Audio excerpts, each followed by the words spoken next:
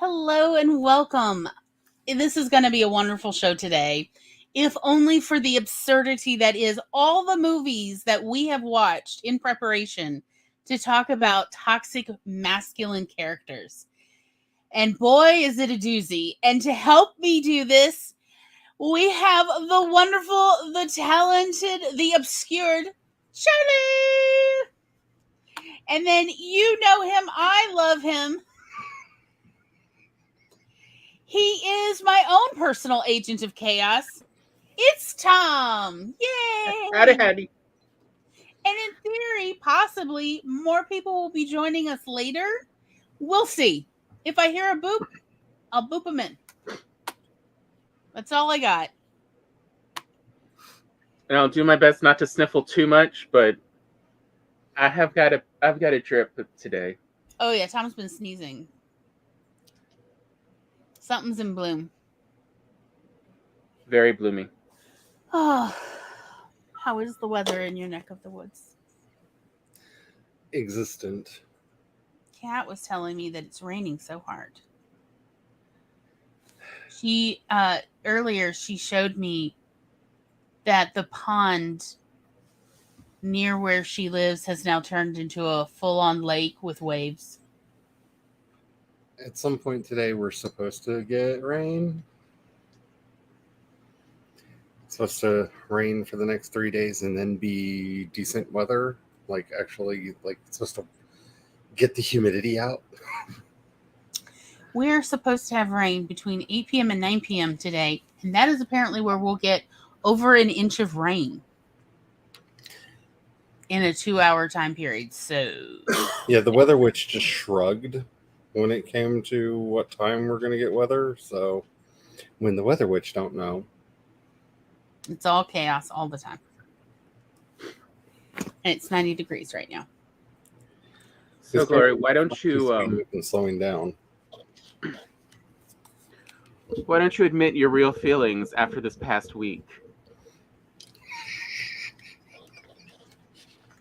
Well, okay, the silver lining to having to watch all these terrible movies. The silver lining is it has definitely helped me recover from my imposter syndrome, at least temporarily. Hello, Stephanie. Sorry I'm late. It's cool. You're here.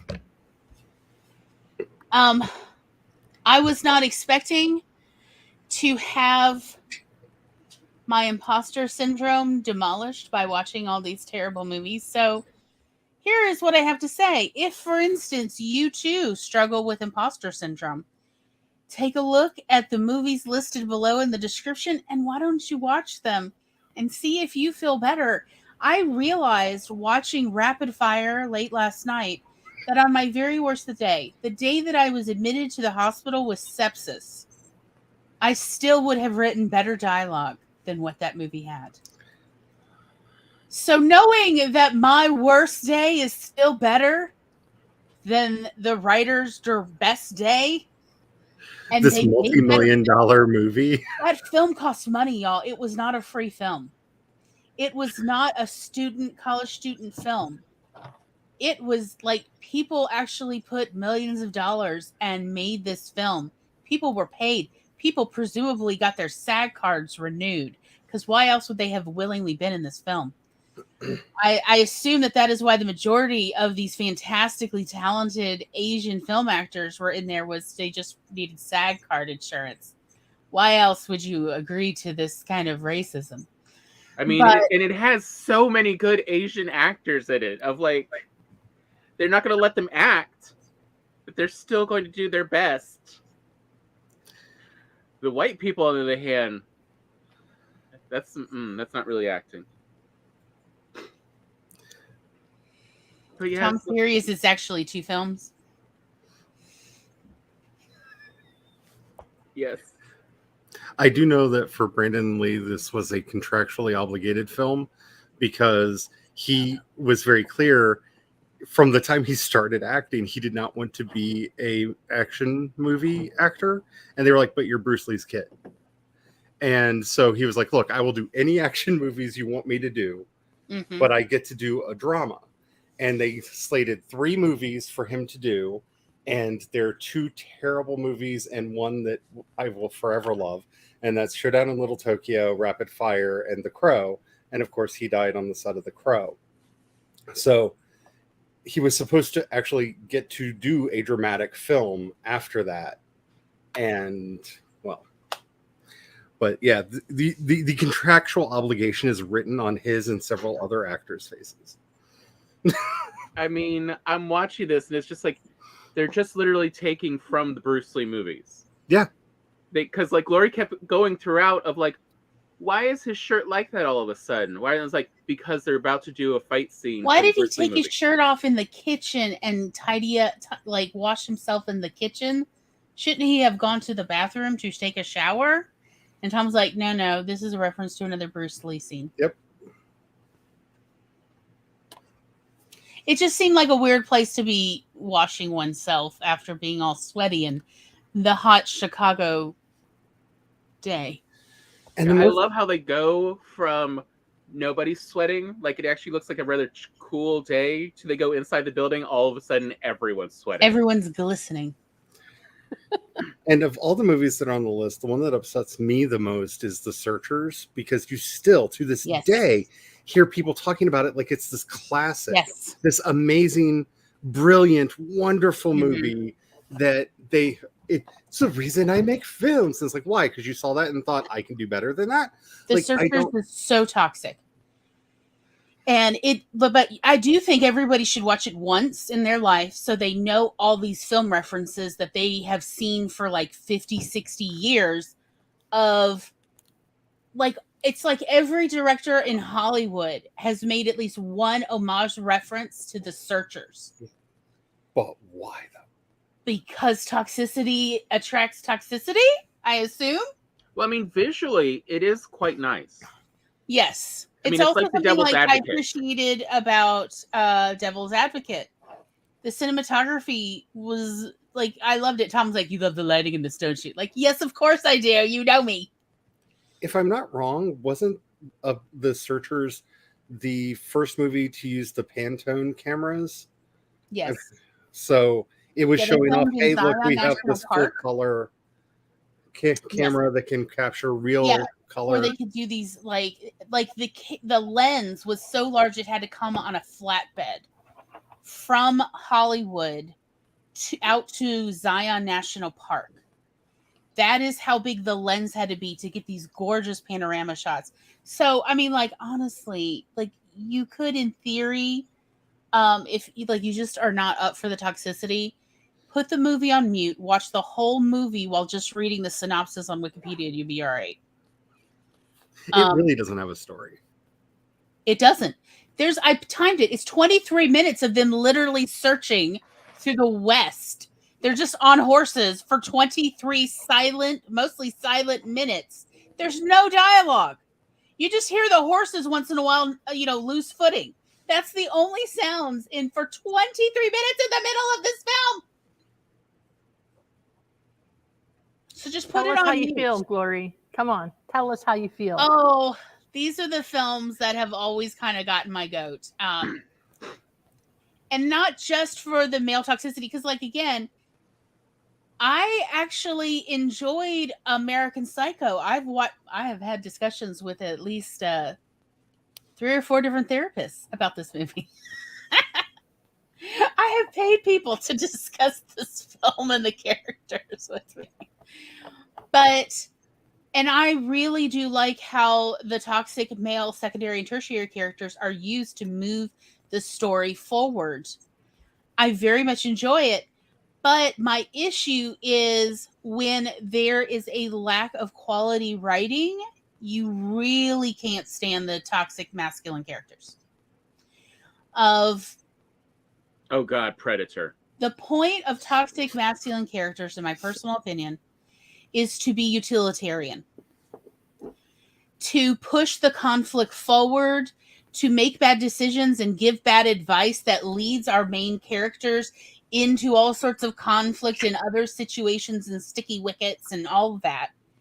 And so if you don't have a strong story, a strong plot line, it is a why have I been forsaken, Lord? Why I am trying to read this or watch this and it is so boring. And that's one of the issues with The Searchers. Why is there 23 minutes of silence in a film?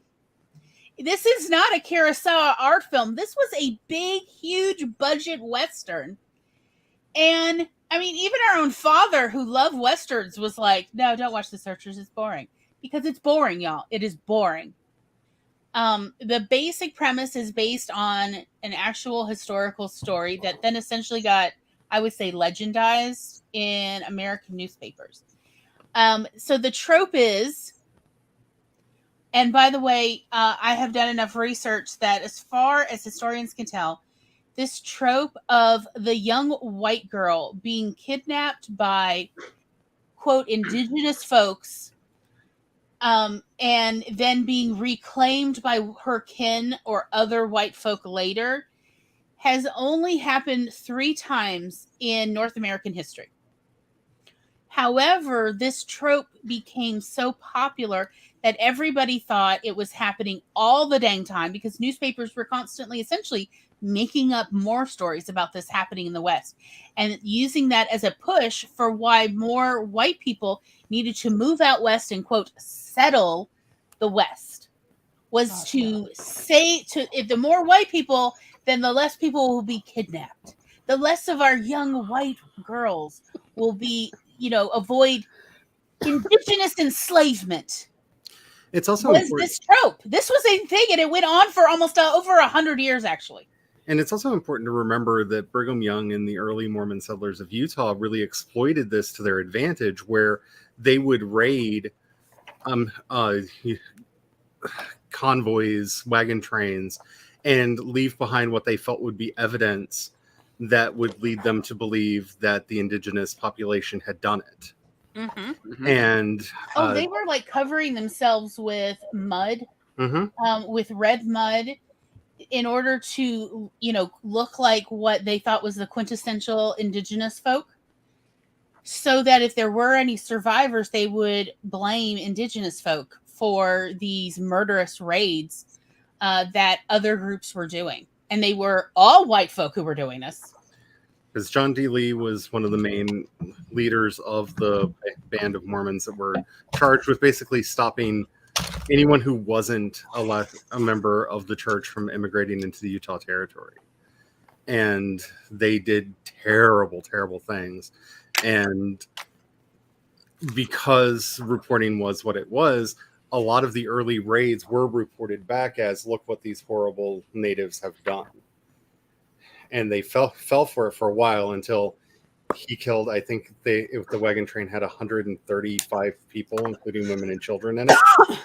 And they accidentally left 2 survivors that hid very well. And they were able to report back and go, oh, wait, no. And they got caught doing it. But the question remains, like, how many other raids were by other groups that were using the same cover of racism to cover what they were doing? Because we know for a fact that a lot of the gold rush people would do this. A lot of the silver rush people would do this.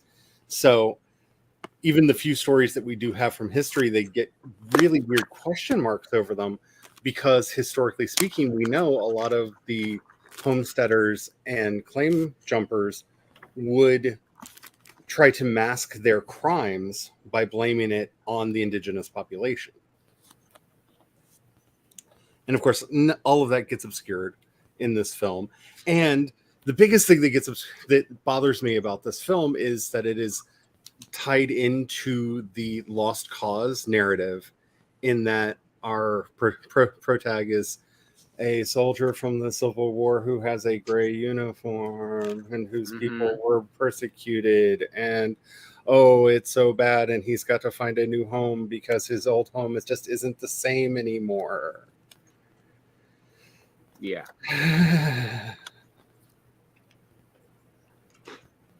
The only part I like about the Searchers is the accurate part of where, so they, the beginning starts with, they treat her like trash.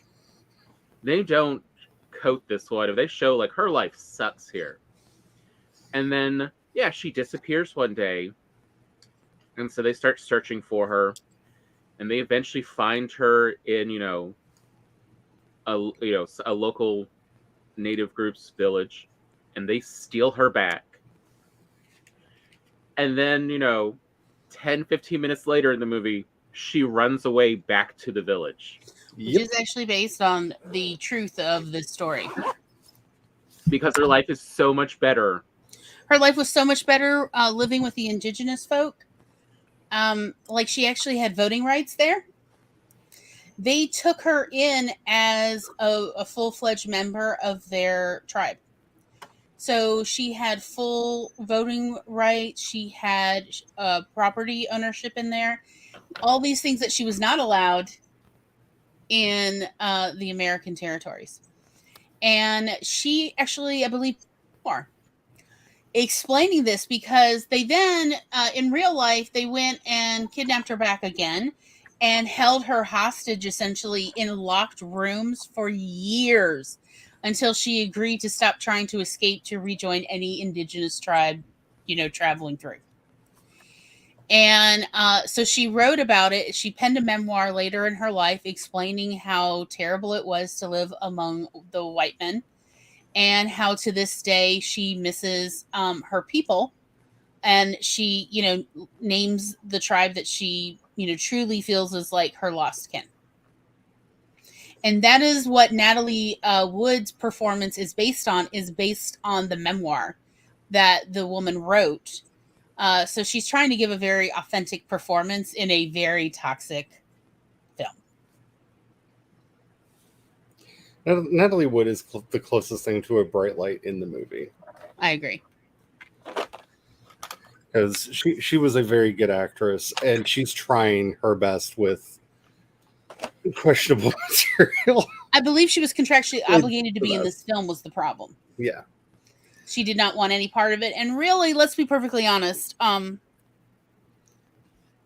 If John Wayne is in it, it's a toxic masculine character. Mm-hmm. He only chose toxic masculine characters. He only made characters more toxic when he was in it. And on the other hand, that is what made his movies so popular. That's what the men identified with. Because one of the little discussed parts is Leslie Nielsen, was a good-looking man who tried to be a leading Western character actor and never got popular, in part because he wouldn't play it toxic. Like, before he had the whole Naked Gun, farce movies acting roles, he had an entire 2-decade career in Westerns. From Tammy, and also Tammy, he did some rom-coms and stuff. He did too. well. I still think about his episode in MASH where he was the titular character in The Ring Banger, where he plays this. I think it's an officer. I want to say a major, but every time he's trying to make a point, this guy bangs his like college ring on any surface. So the episode is called The Ring Banger, and that was the very first time I, as a teenager, saw Leslie Nielsen in a drama where he really turned in a nuanced performance as a toxic masculine character.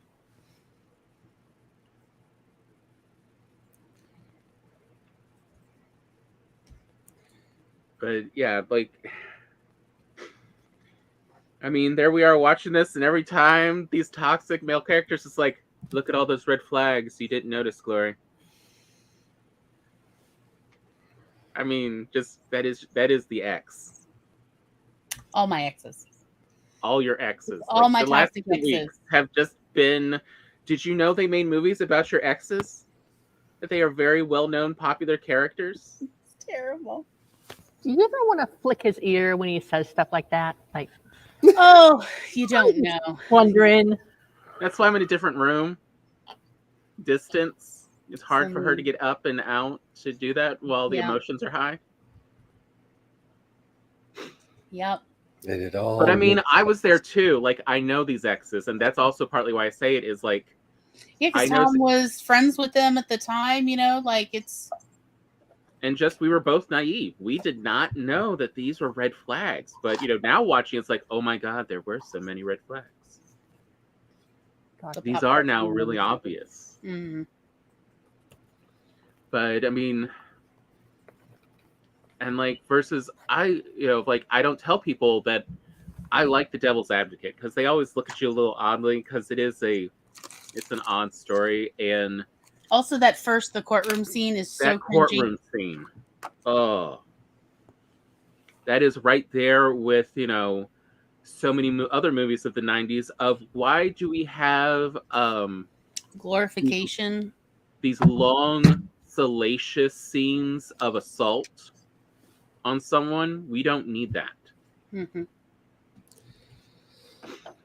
Yeah, nobody in the 90s got that memo. And The Devil's Advocate's definitely a very 90s movie. Hmm. Versus mostly I like the rest of the movie where we see how he was already a bit toxic, of look what he did in that courtroom. Hmm. But as he goes among more toxic people, he just takes on more and more toxic traits. And by the end of it, he is just the most toxic male character around. Giving the devil a run for his money for who is more toxic. Al Pacino or Keanu Reeves in those ending scenes. Hmm. They are just trying to outcompete each other for toxicity. Hmm. And it's wonderful how the movie tries to be clever. I can't even say it with a straight face because, like, the devil's pseudonym is John Milton Yes.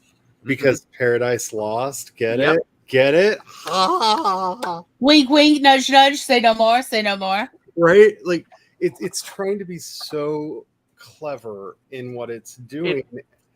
And it's a very interesting choice to have Keanu Reeves in this part. Hmm. Because I mean, even playing this character, like Charlize Theron will always out Charlize Theron anyone who's in the room with her. Yes. And it's kind of weird watching her get gaslit and get treated the way that she's treated in this movie because you're like, just stab him. Like, I know it's in you. Like, I know you have it in you. Like, why are you holding back? Like, because you could see it in her eyes. Like, every time he would deliver a line, like, she's doing her best to be the, like, browbeaten wife who's talked into all of the things. But you could see, like, the spark of Charlize Theron in the back of her eyes. Like, I'm going to avenge myself for this. And it's the one weird, it's like, the actors are so, with the exception of Al Pacino, who is the devil. Like, the more we find out about him in real life, with his tongue. Oh my God! like, this is the birth of hoo-ha. Yep. He's just continuing his character from Scent of a Woman. Yeah, and just he's villainously evil, but Keanu Reeves can't commit, like, as an actor, can't commit to the horrible things that he has to do. And Charlize Theron can't commit to the submission she's supposed to have. And it adds for this weird subtextual tension that just pervades this movie. And in so many ways highlights the toxicity of what the devil's trying to get him to do, because you can see the struggle in Keanu Reeves, the actor, trying to play this, what's his name, Kevin Lomax, this character that he's playing. Just the struggle is real. Like, you don't even have to be a method actor because it's just Keanu Reeves being like, I have to do what now? Oh, okay. Just I'm also fascinated by the changes they made between the original story and the movie. Because the character's name is Kevin Lomax. And he got the name from his mother, but his mother's going to a holy rolling church. And it's just truly, wait, what? But, as Glory pointed out about the reviews people gave the book, which is not the same as the movie. No, in the movie they put in the son of the devil and Antichrist storyline. That's not in the book. So it makes sense that they also had to change and put the mother in and put her religion in as this sort of, fundamental kind of Christianity, this sort of missionary Baptist or Pentecostal kind of vibe of nondescript denomination, because that's not part of Judaism. It's just not part of the culture, even, let alone the religious text of, Jewish women sleeping with the devil, making the Antichrist. Like, no. Joel Schumacher, who was producing it, who is Jewish, was like, no, we're not going there. As well as Andrew Niederman was also like, no, we're not going there. We're just not going to go there. So let's make her Christian and do this whole, Omens, Rosemary Baby vibe. So that makes sense, since they wanted to add that in. And later, Andrew Niederman, I believe, also wrote Judgment Day. So With he's like, oh, this is what you all want? Say that again, Tom. With Arnold. Yeah, with Arnold I Schwarzenegger. just like the way he sounded when he said it. Arnold. And this was part of a whole swath of movies, for anybody who does not remember the 90s, that all came out around this time. The Jacob's Ladders, just so many movies that were all basically this plot line of the devil is coming. It's kind of the tail end of the Satanic Panic, where Hollywood finally went, let's just do the devil movies they think we're doing. Well, also, it's the rarefied end product that started with, the early 70s religious horror movies. Yeah. Of, what started there with, spitting up pea soup and, Damien, ends up getting refined more and more till you end up with The Devil's Advocate and Judgment Day and Omen and all of these apocalyptic stories. And the most interesting thing for me about this movie is you can feel this tension in it, where it is trying to, at the same time, be that type of apocalyptic, because they weren't as religious as they were just giving into the basic apocalypticism of the time. I mean, this is the height of popularity for Hal Lindsey's The Late Great Planet Earth, which was published in the 70s, but really was picked up by popular evangelicalism in the 90s and really pushed hard. This idea that the world is, in fact, ending, will be ending any day now. Like, that was a really, really strong vibe there. But you can tell that they were wanting to try to say something more than just that. And that's where this weird toxicity comes in, where it's an analogy. See, the devil. Like, you can see, like, with a lot of these movies where they felt like they were trying to be smarter than they were or more clever than they actually were, it's trying to analogize Satan in a way that does not work for its own story. Because the devil is the toxicity, the devil is all of that, but is also the literal devil. And analogies don't really work when they're actualities. The devil can't be an analogy and also reality at once. Yeah, because it takes away the analytical process, because once something is made concrete and real, it would. So, like, you could say that Jaws is an analogy related to, local city corruption and what have you. But that analogy works better if there isn't actually a shark and the mayor is using it for power. Mm-hmm. Once there's actually a shark, no, I'm sorry, you have a shark movie. Whether you want it to be a shark movie or not, it's a shark movie.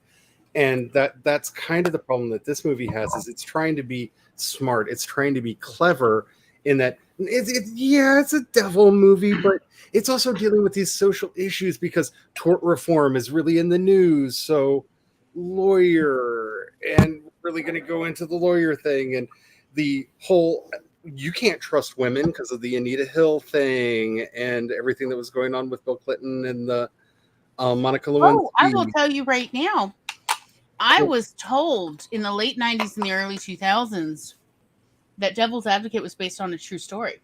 And I was like, the trial? Because it's like, yeah, 8th grade English teachers. Yeah, I could buy that. In Florida, no less. And I was told, no, their pastor told them the Al Pacino part was based on a true story. And I'm like, I'm sorry, what? Like, that the devil comes down to earth and takes human form, but is also a shapeshifter. And is totally like banging it out with like all these women all over the planet, hoping to finally get a male and a female child to then bang it out and bring about the apocalypse. That's the true story. And they're like, yes, my pastor told me. It's very much all true. It happened. It happened. And I'm like, That's very like Great Planet Earth. I would like to interest you in buying. Like I don't want to sell any Hal Lindsey books because he was a terrible, terrible person and whatnot. But I really feel like stories like this, it's hard to talk about them without bringing him up because that everything that you said, that's straight out of The Late Great Planet Earth. And that's probably the book that her pastor was, this person's pastor was referring to say that it's almost always men who tell me Devil's Advocate is based on a true story, at least in South Mississippi. Because it just like it is really hard to express how much harm that book both did to our culture and is still doing to our culture in ingraining these ideas, because the book goes, I mean, completely in on this, and the movie plays around with this in some ways that the book does, that different than the book. But The Late Great Planet Earth is very clearly about how a Jewish man is going to end the world. It is steeped in this rank anti-Semitism that is covered up by, but it's prophecy, which it's not, because he made up most of what's in it, and half of what's in the book is actually based off of what a 15-year-old Irish girl in the 1700s started shouting when she had cholera, which is the best place to get your information about the universe. It's the only place, really. I mean, yeah. I once hallucinated when I had a fever. I hallucinated that I sent my supervisor an email saying, hey, I don't feel well. I'm not coming in till I feel better. And he's like, you did not send me that email. And I looked and I did not send him that email. I just hallucinated it. So I don't know that I'm just going to trust fever dreams. Yeah. I mean, one time I made a big online order after a minor, it was an in and out surgery. So, when they tell you don't go any online shopping after you've recovered from an outpatient surgery. They're not kidding. You should not. Luckily, I used a card that that declined it. Oh, very nice. Yeah, I was just like, what are you doing? I'm like, what do you mean? I got an alert. There was a large amount that was trying to be purchased on the card, and I obviously declined it because I had no idea what you're talking about. Like, I didn't even remember nothing. So it wasn't anything odd, but it was just don't make purchases after you recover. I mean- from Yeah, like surgery. anti-Semitism isn't real even when it's a fever dream, y'all. Well, but I just also mean that is still, though, in the American consciousness, Yep. more well known and assumed to be true than what's actually written in the Book of Revelation. Like the whole what was that awful book series that was out at the time? Left Behind. Left Behind. Left Behind was almost all based on the Hal Lindsey and Who that I Irish believe- girl. I would like to also point out that I believe it was the guy who wrote Rapid Fire, the screenplay, also wrote the Left Behind screenplay. Yes. That does not surprise me at all. Also, he wrote 4 episodes of Discovery, and I've That been tempted to go doesn't- look it up just to say the names of those episodes and see if you start cursing, Charlie. That doesn't surprise me at all, and I'm looking that up right now. Yeah, I was like, I think Charlie would be fascinated to hear about the connection between Rapid Fire and Discovery, Star Trek Discovery. Which is I'm not even going to get off on that one, but Explains a lot, though, doesn't it? It Yeah. does, actually. yeah, Like some writers are toxic in their writing, and you can tell because they can't write any other kind. Yeah. They're just going to keep writing toxic characters. Particularly ones it seems that they identify with. Which is why I don't like editing other people's stuff anymore. It is specifically because the people willing to pay me tend to be of a more toxic nature, I guess.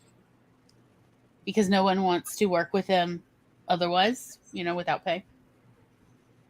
And I just cannot handle reading through so much toxicity where the hero is the most toxic character in the story. It makes me want to yell a lot. Versus, our writer friends. I've read several of their stories, even some of the longer ones. And if they do have toxic characters, it's partly there so that the reader's not upset when a lot of bad things happen to this character. Yes. Okay. I mean, I very much did not cry in American Psycho when Jared Leto's character took, bit the axe, so to speak. It was like, so long. Bye, Paul Allen.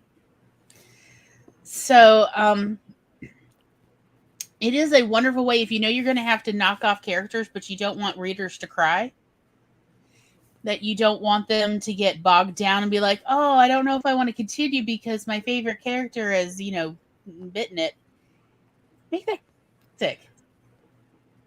So that only readers who are personally relating to the toxic characters put the story down. Because trust me, you don't want their reviews anyway. Also remember that toxic characters, like one of the things that is very much of note in the list of movies that are here, are often put in at times when there is social change and they're trying to validate not changing. The Searchers very much on this. Integration was starting to become a thing in the United States. We were starting to see the beginnings of both the American Indian movement and the civil rights movement at the time that this movie is being made. As well as, let us not forget, miscegenation. Yeah. Of the intermixing of the races. No, not the horror of that. Yes, there were a lot of people marrying into various tribes in the indigenous cultures. Like white people were marrying in and going, hey, did you know how nice it is here? You should all come join this society. It's way better for everyone, men and women included. And that was a serious crisis among the powers that be in America, more than in Canada, about, wait, if people get an idea that they can have true equality and safety by running their government far closer to how various indigenous tribes out west and in the Midwest are operating, we will lose all our power because it's the common people who actually have the power en masse. And if they figure that out, all the rich people and powerful people are screwed. Because for the searchers, the moral of the story is always listen to the white man and do what the white man tells you to do. That is the core message of that movie. That no matter what they do, the white man is always right. And that adds to, because racism and toxic masculinity often dance hand in hand with their third sister wife, which is misogyny. Like these three things dance together and are generally brought up to reinforce to bulwark against some kind of societal change. We see it in when you just going down the list of movies that you have here in with Runaway, and we could talk about so many 80s movies. This is the height of second wave feminism and women going into the workplace, and the fact that this movie is coming out at around the same time as movies like 9 to 5, which is the exact opposite side of the story, where the toxic man is being punished. You know, weird science, same thing. The Predator is coming out at this time where people are starting to question, should we be just randomly invading other countries? Well, yes, of course we should, because we good guys, toxic man is good. And colonialization, it's never bad, right? And down the line, you can see how each one of these movies and these clusters of movies, from like the White House Down, Angel Down, all of those that came out in the post 9/11 movies, they're putting forward very toxic characters to try to bulwark against any social change that is going on in society right now. Like you can see this with Gina Carano's movies that she's doing for the Blaze right now, where, women should definitely be strong, but always obey the man. Never, ever do anything that a man doesn't tell you to do. But we're still strong gunslinging women who always obey our men. Like yet another of the ones I'm so conflicted of. I had such hopes for, her acting, and then the actress just turned out to be so toxic. I'm like, you're ruining. And see, I would put her into especially the movies she's been doing since she got out, since she outed herself as a TERF and a lot of other things. She's not doing toxic feminine movies. She's doing toxic masculine movies. Not that she's playing a masculine character. It's just her characters are feeding into all of those toxic masculine tropes, and basically saying, yes, of course you obey the men folk. Of course you bow to the white male authority structures that are above you. And so that's an important dynamic to keep an eye on as we're looking at these movies. The ones that have been picked are like peak toxic for their time period, but they're part of a wave of these movies that were coming out at the time. And you can watch how, like, the really interesting part of this that we talk about a lot around the house is how you can watch this wave crest and go over. Like the first Rocky movie is not a toxically masculine movie. Exactly. The second, third, and fourth, like the Each wave one grows, gets more toxic. It gets increasingly more toxic as the franchise goes on. The same thing for the first Rambo movie. First Blood is not a toxic masculinity movie. It's a movie about a man struggling with PTSD in the wake of the Vietnam War. It is a powerful role by Sylvester Stallone, where you realize, oh man, you can act. You can do this. And then Rambo, First Blood Part 2, just negates everything in the first movie, all of the character development, everything we learn about John in that movie, to embrace the toxicity. And that's not by accident. That was part of a wave that was happening with your Death Wishes, with basically anything that starred Charles Bronson in the 80s. Yes. If Charles Bronson's name was in it, it was going to be one of the most toxic movies you have ever seen. And it's all there to try to be a bulwark in culture and in society against the feminism that was starting to win at that point. The 70s was where a lot of the fight happened. The 80s is where people went, yeah, maybe we should let women work. Maybe women should be able to have jobs that they want. Maybe they shouldn't be sexually harassed in the workplace. Maybe we should do that. Maybe we should have basic civility for the women. I feel like what you're really pointing out is you see toxic masculine characters in movies showing when something has succeeded in societal change. Yeah. The next, just as we're seeing now in politics, we're now seeing, the last, gasp for these behaviors as they're trying to reverse all the things that have changed in the last 2 decades, especially the last decade now. And in the last 40 years, 60 years, Tom. And that's the whole thing with Roe v. Wade of oh no, they're trying to reverse all of it except for Loving v. Virginia. That's the only one Clarence Thomas is not against overturning. Because that would make his marriage illegal. Oh no. That would affect him. What? Yeah. Shocking.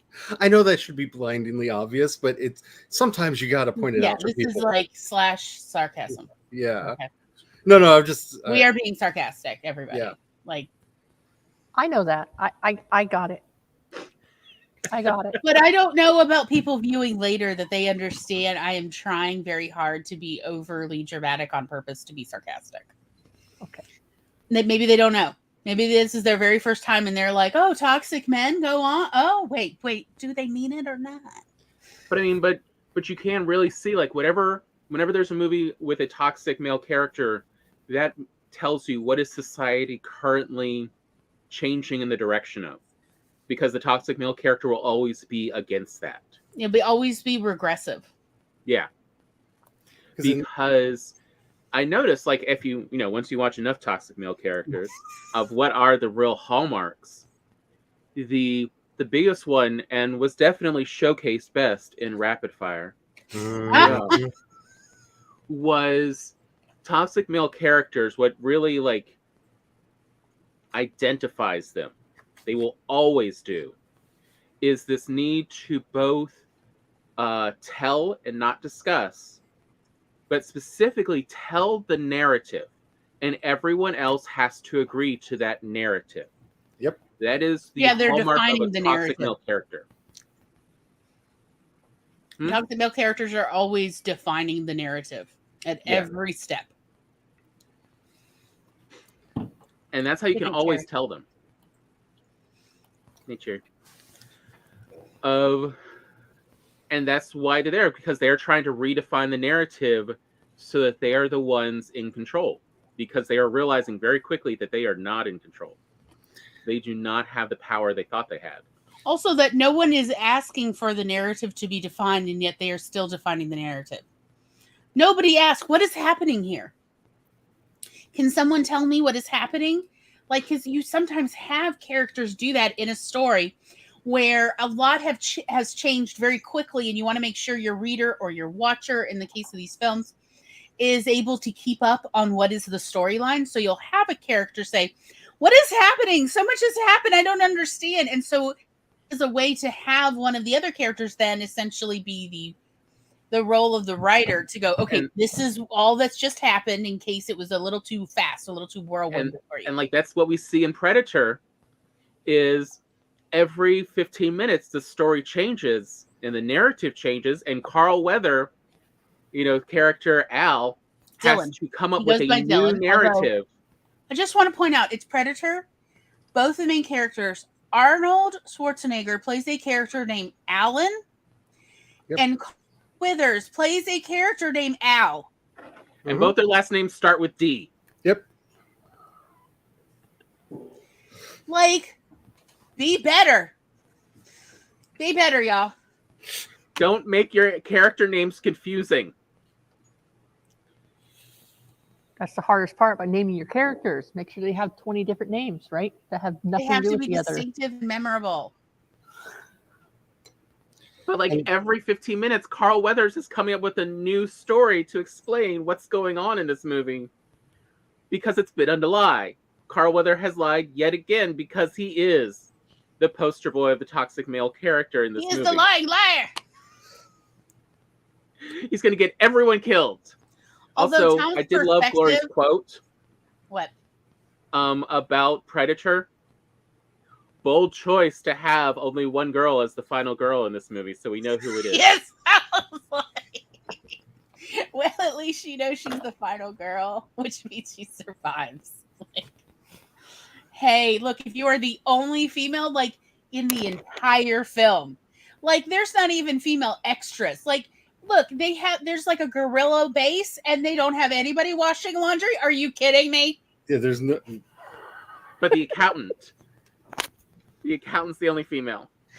It's like bold move to make Anna the final girl when she is literally the only female in the entire film. It's 2 hours long, and there is literally no housekeeper.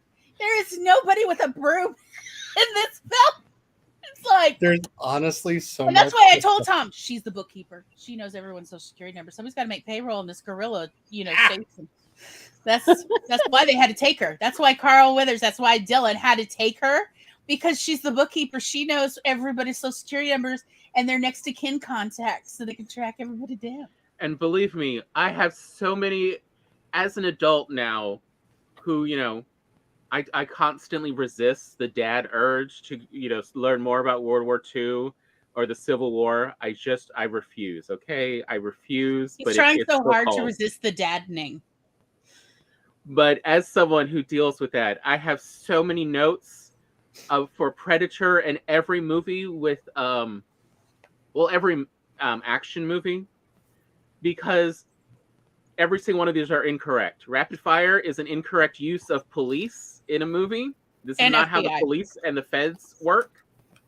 Predator, this is not how the Army and CIA work at all. Whatsoever. We have this on good authority. Our family. We've talked with both sets. Our father's side in particular, like everybody was involved, like in military, like growing up on military bases and so on. And then our father seemed to naturally attract undercover CIA agents no matter where we live. So many of them.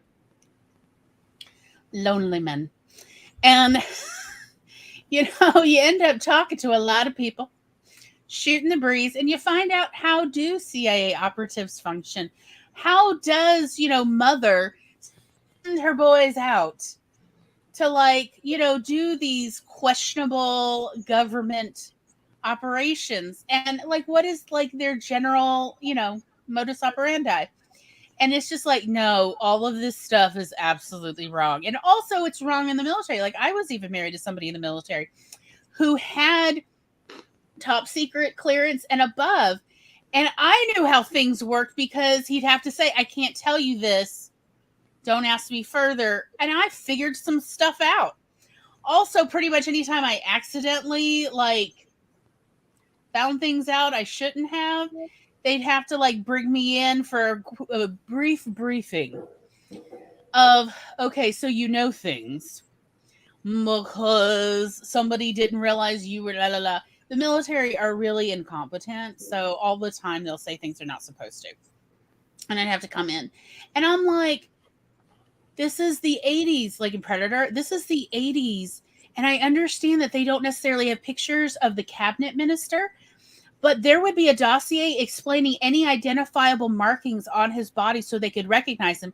Otherwise, they're just going in and taking anyone who speaks English, hoping that one of them is a cabinet minister that they're here to save. That is not how military operations work. Even I know this one. There's just very obvious problems with this that show people did not do a minimal level of research. It does not take much to figure this out. Because Predator actually does work if it's a Western. This is a posse movie. It's a Western in a jungle. Well, also, why, Lord? Going back to what I was saying earlier, though, this is a movie designed to make you okay with what we were doing in the Iran-Contra war, what we were doing with down in Colombia with the drug war. Like that is the point of this movie, is to go, oh, I guess we are unambiguously the good guys, because I think it actually says the opposite. That's why I said it opposite, because once you see the Predator do the exact same thing to them, it's the juxtaposition of the two stories. I don't think it tells the narrative that they meant it to, but yeah. The point and purpose of the movie is to show how, no, you shouldn't be upset that we're doing all of the bad things. Like, no, Iran-Contra wasn't bad because Arnold and the boys are just saving the heroes. That poor woman, she would have died. That alien monster would have killed her if we weren't there, because even their unintended consequences turn out for the good. Like, you can see that's the message they're going for in trying to push back at the prevailing narrative that was rising at the time, where we were realizing, wait, what? We're paying for people to take nuns up in helicopters and throw them out? Like, and maybe that's not... The movie story ends up showing that Arnold only survives because he is rescued by her. Yep. She went and found the military group, which, by the way, Gore and I both have a major problem of the 2-star general wearing a hat with 2 stars on it. Like, there's some real military rules about doing that. There's actual military rules that a 2-star general cannot flout when out in a non-military base in enemy territory. Like, also, he would be dead. Snipers easily could just, they wouldn't want to flout these rules because they don't want to die.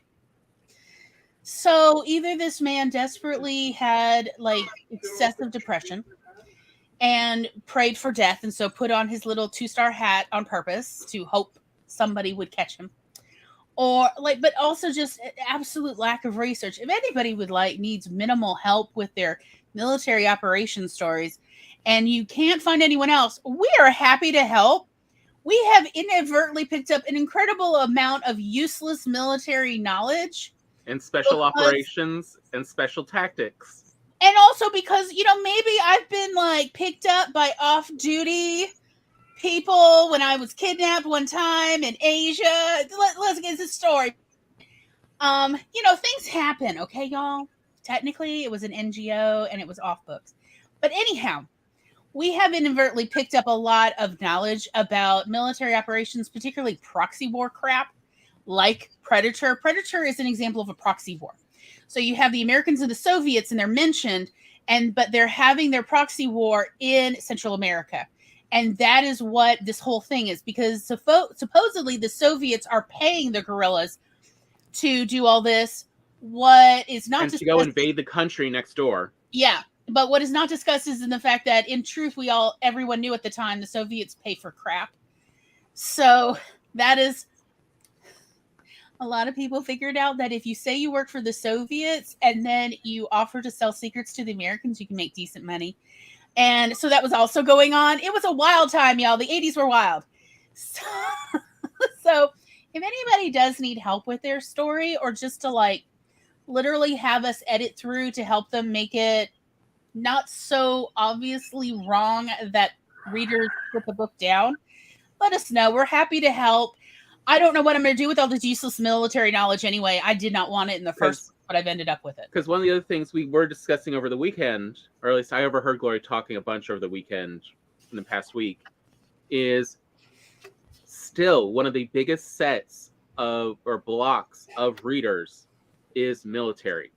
Oh my God. Military reads a lot. Yeah, I was talking about how the Seabees have a base on the Mississippi Gulf Coast. And Dad loved air shows. So my entire life I've been dragged to air shows by our father. And then in my 20s, I married a person in the military. And so again, I continued to be dragged to air shows. But I did not mind, because most of these air shows were within, a hop, skip, and a jump out of a military base. And here's the thing most people don't realize about military bases. Within 3 blocks off base on almost every U.S. military base in the world, within 3 blocks is at least one used bookstore. Because it needs to be within walking distance for the military folks who don't have vehicles. And usually there's like on the Mississippi Gulf Coast back in the late 90s, early 2000s, there was more than a dozen half price or used bookstores. Some of them were literal sheds in people's backyards. Okay. Still walk into their shed to peruse their used books that they were selling for like a quarter or 50 cents each. Yes, I did. So yes, it is a little known fact of if you like cheap books, particularly science fiction, historical, romance, and fantasy, then you can pick up a lot of used books if you just look up the used bookstores right around any military base. Because military folks read an incredible amount because of the phrase hurry up and wait. So the military is known for this thing called hurry up and wait, where they say, hurry up, get ready, we're going to deploy you somewhere. We're going to suddenly move you all across the planet, right? And then you're sitting there waiting a week or 3 days or 3 weeks. And what do?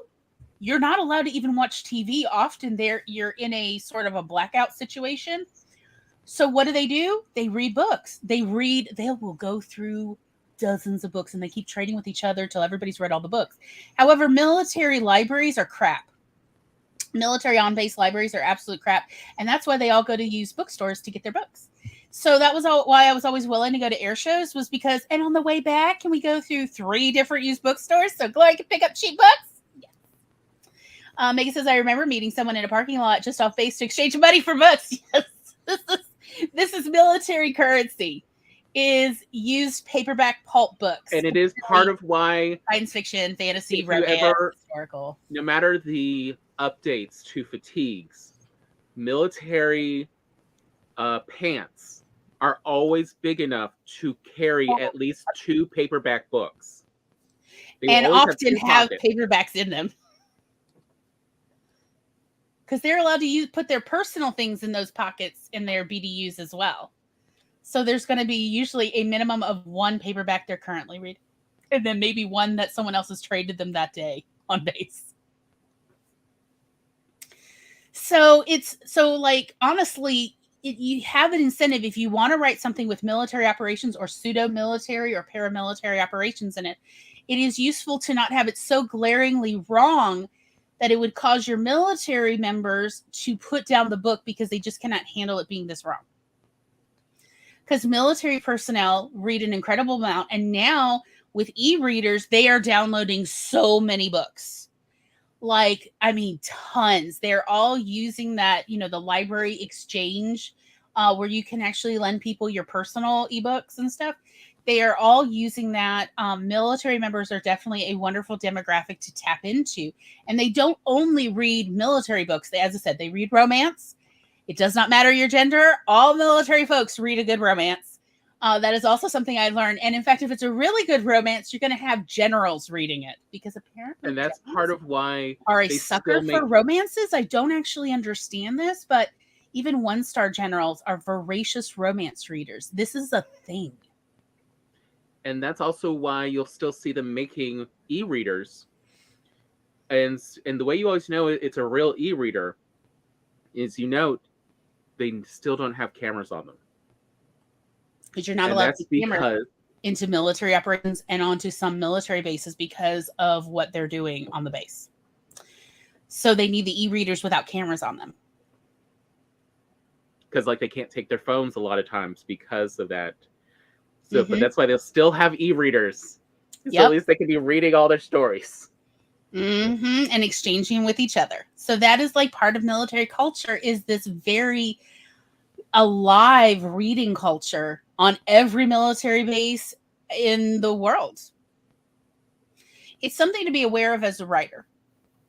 And now with ebooks and other digital ways to get your books out to people, it's even easier for military members around the planet to find your writings, your books, and stories. So it's something to just keep in the back of your head. If you ever have military characters, even in your fantasy novels or fantasy stories, or your science fiction where it's on another planet and it's not American military or anything. It's like, some other planets come. It's still, you may want to consult with somebody who has some experience with the military, just because there are certain things that like pretty much almost all militaries around the planet operate as, not just American military. But I mean, like, say, Philippine military and Turkish military and Indian military. I'm talking about subcontinent. And various like African countries. Like they all kind of look at each other's training methods, and they have found, it's good, better, best, right? Because that's the theory. So they have over time sort of accepted each other's certain optics and training simulation styles. So it is worth it to consult with someone who has some experience with military personnel, so that anybody reading yours who has a military background is not like, this is just absolutely right, and puts your book down, because you want them to go, I loved it. It was a little bit different, but that's okay, because it was like an interplanetary military operation. That's totally fine. Like, you want them to like then talk to all their friends, because guess what? They're going to tell other folks on base about it, because they're all just starving for decent stories. Oh, and don't worry, you can still talk absolute Gibberish. Shit. No, I mean, you can talk shit about military. Oh, you can yes. say how awful, the government running them is. You can talk about how awful it is to serve. How they use their military like experimental bodies. Oh, yeah, that is actually a conversation that's still being had in the American military. So it's like, no, don't worry about but I'm writing this in such a negative form. No, military. It's like, oh no, they will. That's not the problem. They still will. Yeah. They're more agreeing with you than you realize. It's also why the original Star Trek series and the early seasons of TNG are so commonly loved by the military, because Gene served for a long time. And I've heard so many of my friends in the military comment about how some of the things that they say about Starfleet just hits home so hard for them, that just like, oh yeah, he was definitely in the service. And I mean, to this day, the military, even non-Navy American military, are loyal to the Star Trek books, particularly the original Star Trek novelizations that I think came out in the 80s and 90s. Yep. In part because Gene had this background in the Navy, and it comes through even in the novelizations, and they appreciate that. They appreciate the truth of there is no privacy. He was also a police officer when he came back, and that's a lot of that's reflected in the peacekeeper missions that they have to do. I've heard some cops talk about that as well. But it's not a subtle thing. It's one of those things that you might not pick up on it if you've never been, but it is something that I'm very, very much have heard from others. When they see the truth in a story, it resonates harder. It does. When we come back from our break, Tom, what shall we talk about? Why don't we actually get into what makes the characters toxic? Okay. What is it that goes from just a masculine character to now toxic masculine? Or narcissistic. Like the difference between narcissism and toxic masculinity in a masculine identifying character. Because again, Count Olaf will offer that lovely compare and contrast for us.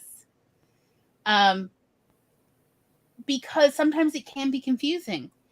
And it depends on, as a writer, are you wanting to write like more narcissism? Or are you wanting just to show that there is a darker side to this gender identification if, what you're trying to side with is regressive gender identification? So with that, have you looked at your drinky drinks? Do you have enough to at least get through the next hour? Maybe it's time to brew some tea or cocoa? Oh, I'm just throwing that out there. There's never enough. There's never enough. Time for a bio break. Or is it time for a snacky snack?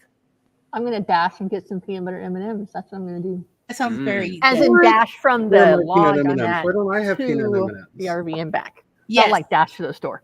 No, but like an important dash, I think. Yes. Also, this show is not sponsored by popcorn, it is the snack of choice of writers around the planet.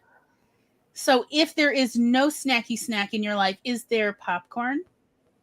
It is the snack of choice for writers the world over. I don't make these rules. I just know them. So with that, good luck, and we will see you back here in approximately 10 minutes.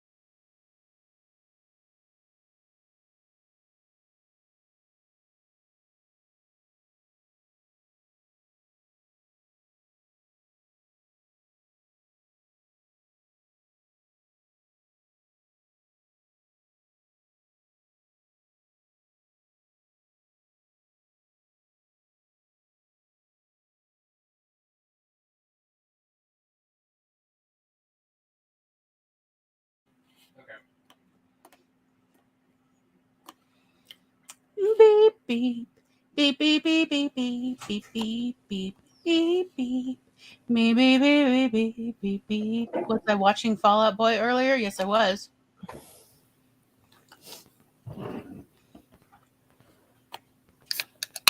Hope you all enjoy my bad version of Fall Out Boy Dance Dance. Is it Fall Out Boy? Yeah. Okay. Oh, nice. Oh my god, that bag's so huge. Yes, it's the party size. It's but- almost the size of your head. It's huge. I know. Look at this. So, A head like, with M&M's. let's see here. My daughter doesn't like the peanut butter M&Ms. My son doesn't like them. And my husband knows not to eat them. Oh wow! I feel like that this is definitely a conspiracy that you've done all by yourself. Well, Jackson likes the regular M&Ms better, and Illy prefers things like Skittles and jelly beans. So, Do you like the fruit flavor? yes, I like these. Sometimes I can eat them without my teeth in my mouth because I have dentures. Sometimes I can eat them, but not very well. But they're really good, like, because I write mostly at night than during the day. So it's really good to just pop in your mouth and let it melt in your mouth type thing. Tom made popcorn. Yay! It smells amazing. And I've got garlic parmesan. We have like 6 boxes of popcorn in our cabinet because we bought a bunch of it, like at Costco. And then we went to Louisiana last year, and my husband decided to ignore the surge protector in our RV that said reverse polarity charge. Oh, it's fine, Oh, says dear. the boys. Says dear. him and his friend. Oh, it's fine. I'm like, okay, fine, it's fine, sure. Here, let's heat something up in the microwave. We've not had a microwave since. Oh no! Which means I eat less soft ramen at night because that's the best way to eat it at 2 o'clock in the morning is quickly cook it in the microwave. Mm. And like I don't eat as much popcorn just because it can get underneath my teeth. But sometimes I do, and I could probably feed the kids. But we don't have a microwave in the RV. But there's usually one at the RV park that we're at. What are you eating, Charlie? Dried apricots. Ooh, nice. Those are good too. I love their chicken. Some yummy Turkish ones. Those are good. But There is some so pretty, and they're so yummy, And they look so plump. so good.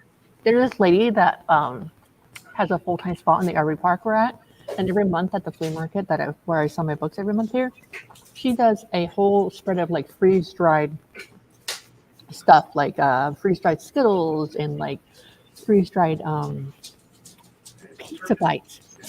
And you would think the pizza bites would be so crunchy I couldn't eat them. No, I eat them just fine. Like that's saying something. If I have horrible updated teeth, but still horrible sometimes, can eat them. That's great. They had like freeze-dried. It's a whole I have smorgasbord of stuff. never in my life thought to freeze dry pizza bites. Me neither. Like it was just like pizza, and they're like just cut up, and then she freeze. Like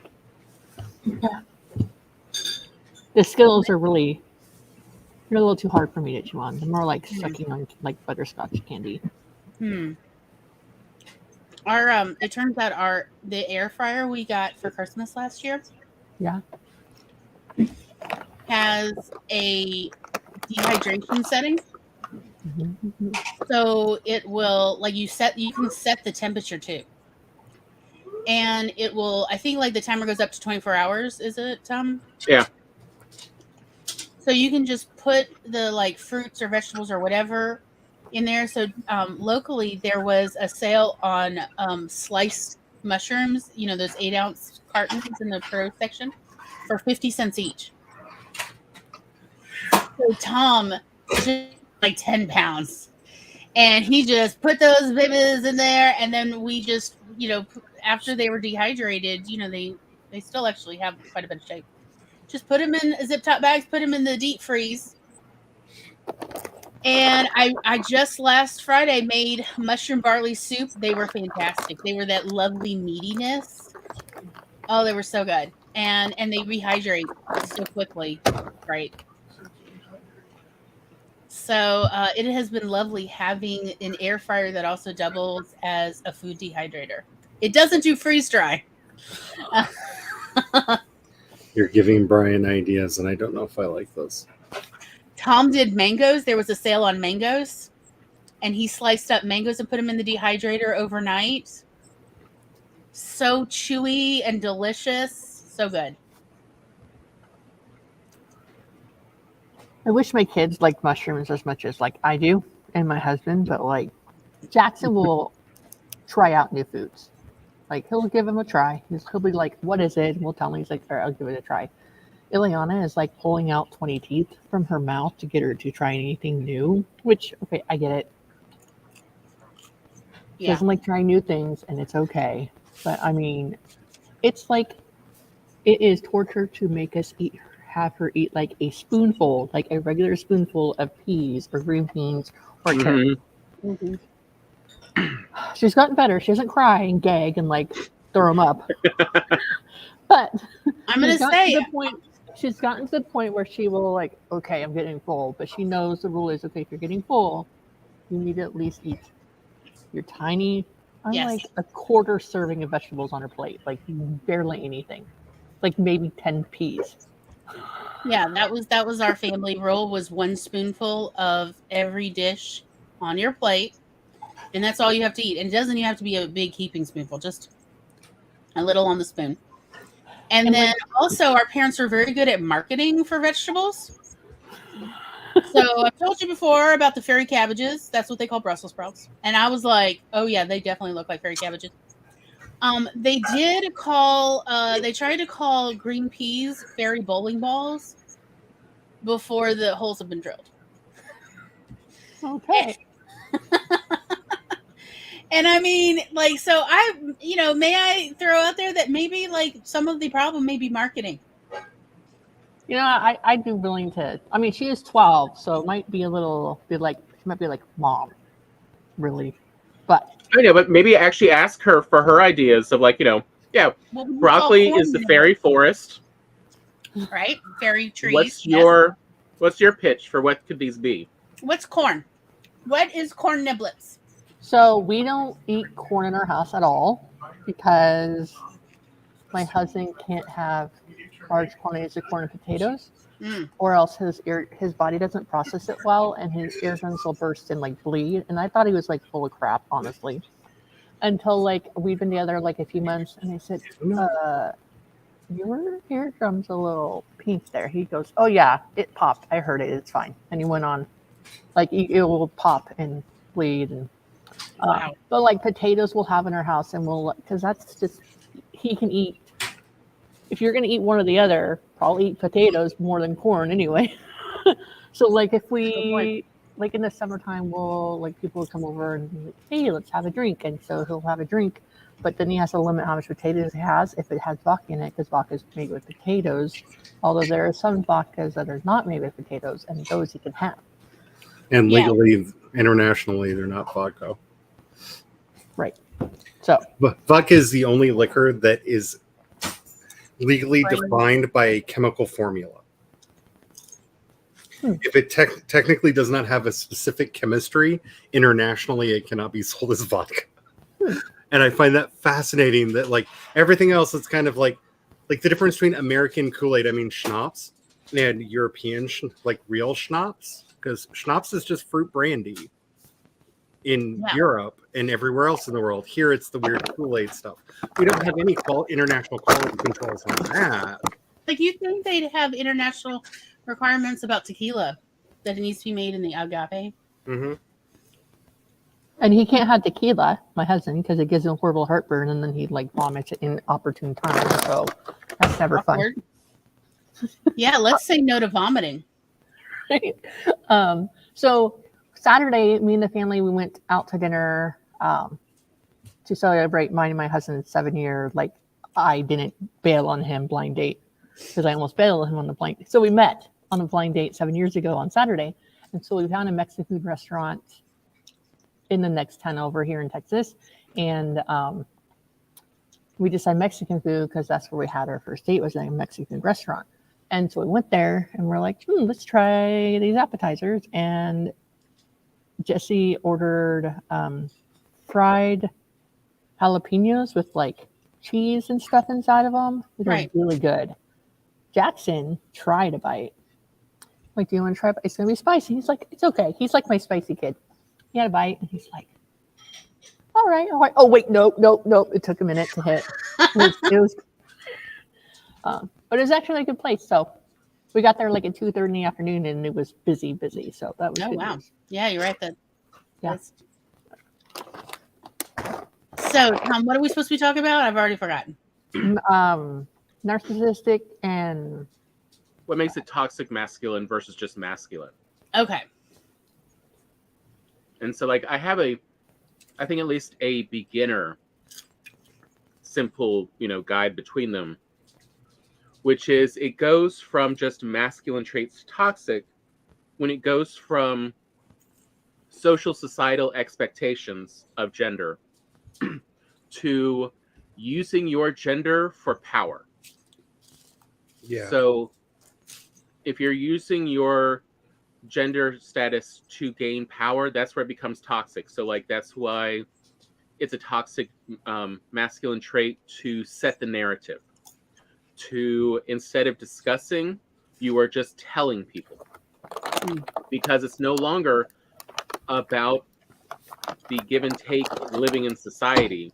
That's what most gender is about. And expectations, as it's now, I am this gender, I am male, so I have to do these and y'all all have to deal with it. It is no longer consultative. And like we see that very well illustrated in the relationship in The Devil's Advocate, where at the beginning, while we definitely see this character already has problems, given as a lawyer, his relationship, he sees that his client is aroused by the court statements that the the middle school girl gave about how he sexually assaulted her. And he sees the client is like turned on by this. Very much in the lawyer's eyes as like, the guy's definitely guilty. Hence why Keanu Reeves' character goes to the bathroom to put cold water on his face and to figure out what he's going to do next. Like, he's having a crisis of morality in this moment. We see that. He sees it. And then what does he do? He goes back and he totally decimates a child on the stand. Absolutely putting doubt in all adults' mind as to her reliability or even to the validity of the sexual assault. Versus we see he still has some decent behavior with his spouse. Whenever he talks with Charlize Theron for the first third of the movie, it's very consultative. It's very back and forth. There's a lot of communication. You can tell these two people care for each other. And then as time goes on, as it becomes more toxic, he more and more starts telling Charlize Theron, and as his wife, what she's thinking, what she's doing, and how it relates to him. It's no longer a how do we relate to each other. It becomes how does this relate just to me? Mm-hmm. Because I am the center of everything. It becomes about him and his work. Their relationship takes a back seat. And, if anything, you can see Al Pacino's character just enjoying this as he keeps offering him you don't have to do this court case. You can take a month off from everything to just go look after your wife. No one's going to blame you. I'm not going to demote you. Your wife's not doing well. We know she's sick. She's very sick. And he's like, no, I'm going to win this. And that's where we really see like how the toxic traits just take over more and more and seep into every part of his life instead of before it was just in his work where he was toxic. Mm-hmm. Now everything's toxic around him. And, and then I think, Gori, you wanted to really talk about Count Olaf. Both toxic masculine and narcissist. Oh, it's possible to be both. It's definitely possible for a character to have both narcissistic qualities and behaviors, as well as to have a toxic view about their own gender. But again, like, we do see a lot of the same behaviors from Count Olaf, where he's trying to define the narrative, and the children keep resisting him, and he continues to define the narrative with all the other adults. And so the children feel very victimized and powerless because all the adults just reflect the narrative that Count Olaf has defined. But also where Count Olaf also requires in the movie, which I don't think is as pronounced in the book series, where he is needing everyone to validate him. That appears to be far more of Jim Carrey's definition of this role versus what's in the book. But again, like, these are, honestly, these are sort of, Count Olaf truly does, Jim Carrey's portrayal in the movie truly does show this sort of terrible stereotype of actors. This trope has been around, hundreds of years at this point? Possibly thousands, because I believe the Romans had this. Okay, because I know this trope has been around since at least the 1700s about how vain and narcissistic actors can be, of needing outside adulation and this insecurity and needing to be like praised and fawned over and worshipped, even for the littlest thing. I know this trope was definitely in full force in the 1700s, but I don't, it's never appealed to me, so it's not like I've done research on this one. But it is a very old trope. It may be thousands of years old, as Tom said. But this narcissism, so the thing about narcissism, when you think about wanting a character to portray certain narcissistic qualities, it is helpful to understand where the internal motivation for these behaviors is coming from. So in the past, when I've talked to people about it, what they've told me was most helpful in really discussing narcissism and narcissistic behaviors, because I've unfortunately had a lot of experience with loves with a lot of narcissistic behaviors and traits, is this.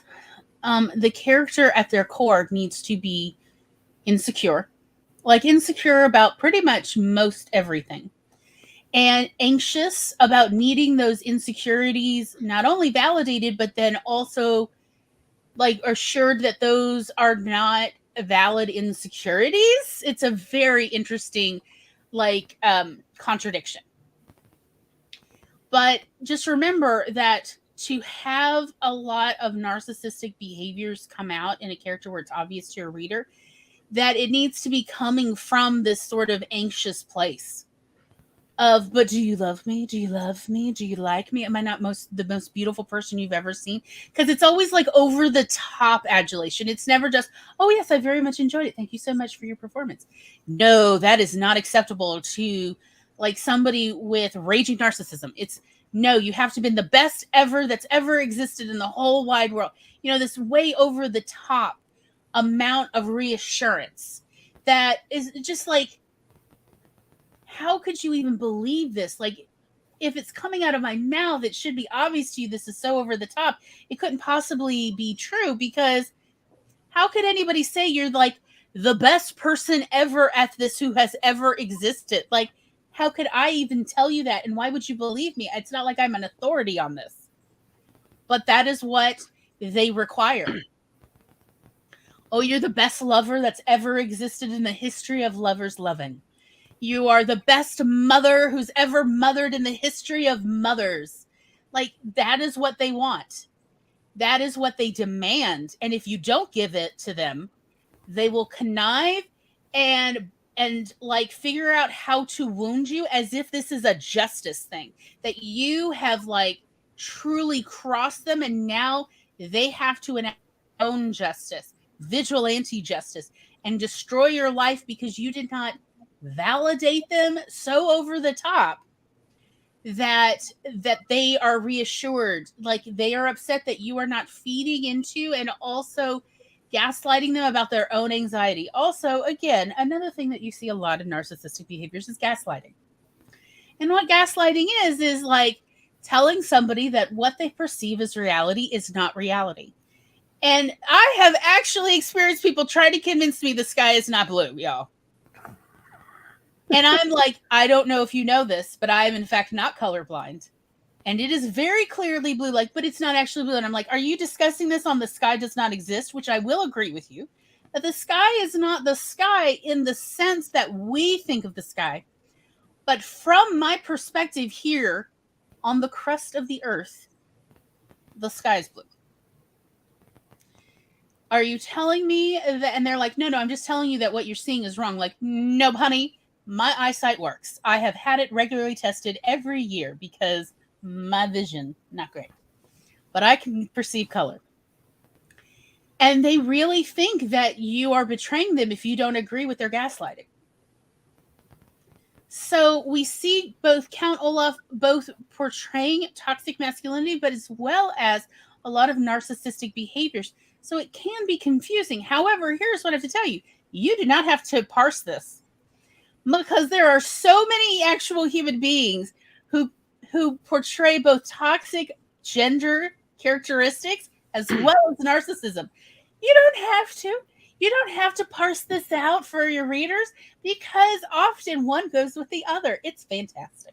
Also, so there's two kinds of narcissism right now as the DSM-5 defines it. Will the DSM-6 do it differently? Probably. It's the DSM. But for now, keep in mind there is vulnerable narcissism and there's grandiose narcissism. And if you're like, how do I tell the difference? Here we go. Grandiose narcissism, well, you just have to think of the orange Cheeto that we all have known more than we ever wanted to know. Just think of him and how he's like, I'm the best that's ever been. I'm also the most persecuted that's ever been. The biggest witch hunt of ever has been on me. You know, all this, it's always way over the top. That is found more commonly among people who identify as male. So, like, and that is just part of where psychology is at this point. You see more vulnerable narcissism. You do still see plenty in men, but you do tend to see it diagnosed more in people who identify as women.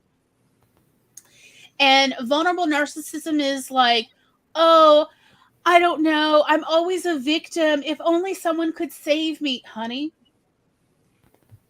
if you keep falling into the trap, maybe like you are playing a hand in your victimhood, okay? Like, learn from your mistakes. No, I just am always preyed upon. But like, yeah, there's look, I too found I was like tending to date pretty toxic people. You know what I did? I stopped dating people till I could figure out what I was doing to attract or maintain these relationships. What? That's ridiculous. Like, actually take time to fix. Do you know how many people and coworkers have criticized me for just taking a couple years off from dating? Like, I have had people say cool things. What? Who would actually try to be better? That's just ridiculous. It has given me a lot of insights into how many people have bad opinions, at least in my local area, who are not respecting of, well, I looked at all the toxic exes I have, and I didn't want that anymore, and I couldn't quite figure out what I was doing, because, like, look, the only pattern coincidence in the people is me. And that is what I said to, like, various people who were like, hey, why aren't you dating? Or, hey, can I set you up with someone? And I'm like, I'm not sure I'm really into that right now. I'm trying to figure myself out and do some healing and figure out how I keep ending up in this hole. And They're like, no, you just have to get it back out there. I'm like, no, see, I tried that. And I just kept racking up more and more toxic exes. And even doing just like one date and they already turned toxic, which Tom has seen the receipts on this. The actual text messages from people who I literally went on one date and they start sending me these absolutely toxic messages of how dare you not reply to my text message and things like in a timely manner. It's like, number one, I have a job. Number two, I do not check my phone all the time. I don't even keep my phone on me when I'm walking around the house. And I do keep my phone mostly on silent most of the day because I don't like the sounds it makes. I have ADHD. Do you know how distracting that is for me? I have to focus on things. I have to have a quiet place to do my work because I'm very distractible. Isn't the quiet wonderful? Isn't the quiet wonderful? I love the quiet. I love the silence of like life just existing and nobody screaming. It's lovely. I highly recommend everybody try it at least once in their life. So again, like when people are encouraging you to go back into toxic situations, hi Eva, that is also another red flag. That either they're identifying, say, with the narcissism side or they're identifying with the toxic gender side. Because they're gaslighting your own intuition about, hey, I'm taking a break from doing this thing because I'm concerned that I may be part of the problem. And then they gaslight you and say, no, you just need to get back out there and, keep kissing people or just get back out there and keep planning events and eventually you'll have a good one. No. Which again, I used to like have planned parties out and then they were all disasters, various disasters. And yes, sometimes the cops even showed up. They were disasters. And I was like, so I took a year and a half off from planning any parties so I could figure out what I was doing that was making these parties a disaster, because the only thing they all had in common, aside from being disasters, because they were disasters in different ways, the only thing they had in common was me. I did eventually figure out, don't invite people from the underground economy to your house unless you know them real well.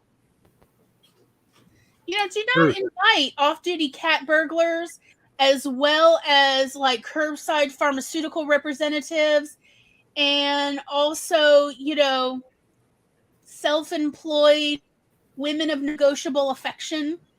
Don't invite random That is a great phrase.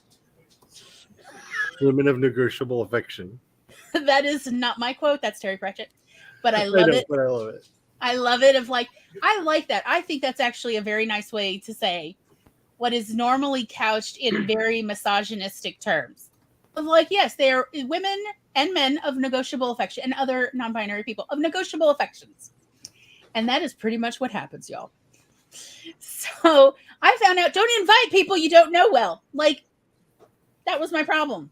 So I started being more selective, and it took me a while to build up enough people who could behave at a party and not act a fool or set fire to things. I mean, it does remind me of my favorite line on the other side, the men's side of that line about dating. Of, if all your exes are crazy, maybe the common thread is you. Of that, maybe you drive them crazy. Yeah, and eventually I was able to have lovely parties that everybody said they had a wonderful time at. And it was so enjoyable. And then honestly, people didn't want the party to end, so we'd move the party to someone else's house. It was great. So, eventually, let's see. Eva says, if you aren't changing what you're doing, but want change in the result, change your perception or your expectations. Exactly. I could not stop expecting things not to light on fire. That was the problem. That's a good quote, though, right there. Mm-hmm. It's good. I like it. Needs to be in like Eva's Guide to Life. Instead of because I thought at first this was going to go into the, you're insane. If you're always doing and you're expecting different results. Versus, no, just change your perception then. Tom, I just read your comment there about my hair. Your hair looks lovely. I think you might be a little. It's not well conditioned. Well, it looks great on camera. Honestly, what I was really thinking is it's so nice to be in a place with lower humidity. Which is okay. So I've been in the same place and like the same two towns since March, and the only difference it is finally under 90 degrees today. Finally under 90 today. Like my kids were like, "Mom, it's cold." I'm like, "It is 85 degrees outside. It is not cold. Maybe Your it's kids are cold cracking. because like a few weeks ago it was like 109. Like with the heat index, 109. So I guess compared to 109, 85 is cold. But she's like, "It's so cold. It is not cold." No. Plus, I wash my hair less often, so I think the grease, helps weight it down with the humidity. Look, I don't it's know. actually there for a good reason. It does help condition, Yeah. So, especially if you actually brush your hair. Yeah. I brush my hair. Look, no Exactly. tangles. See, Oh, it's good. getting through all of the hair. Looks lovely.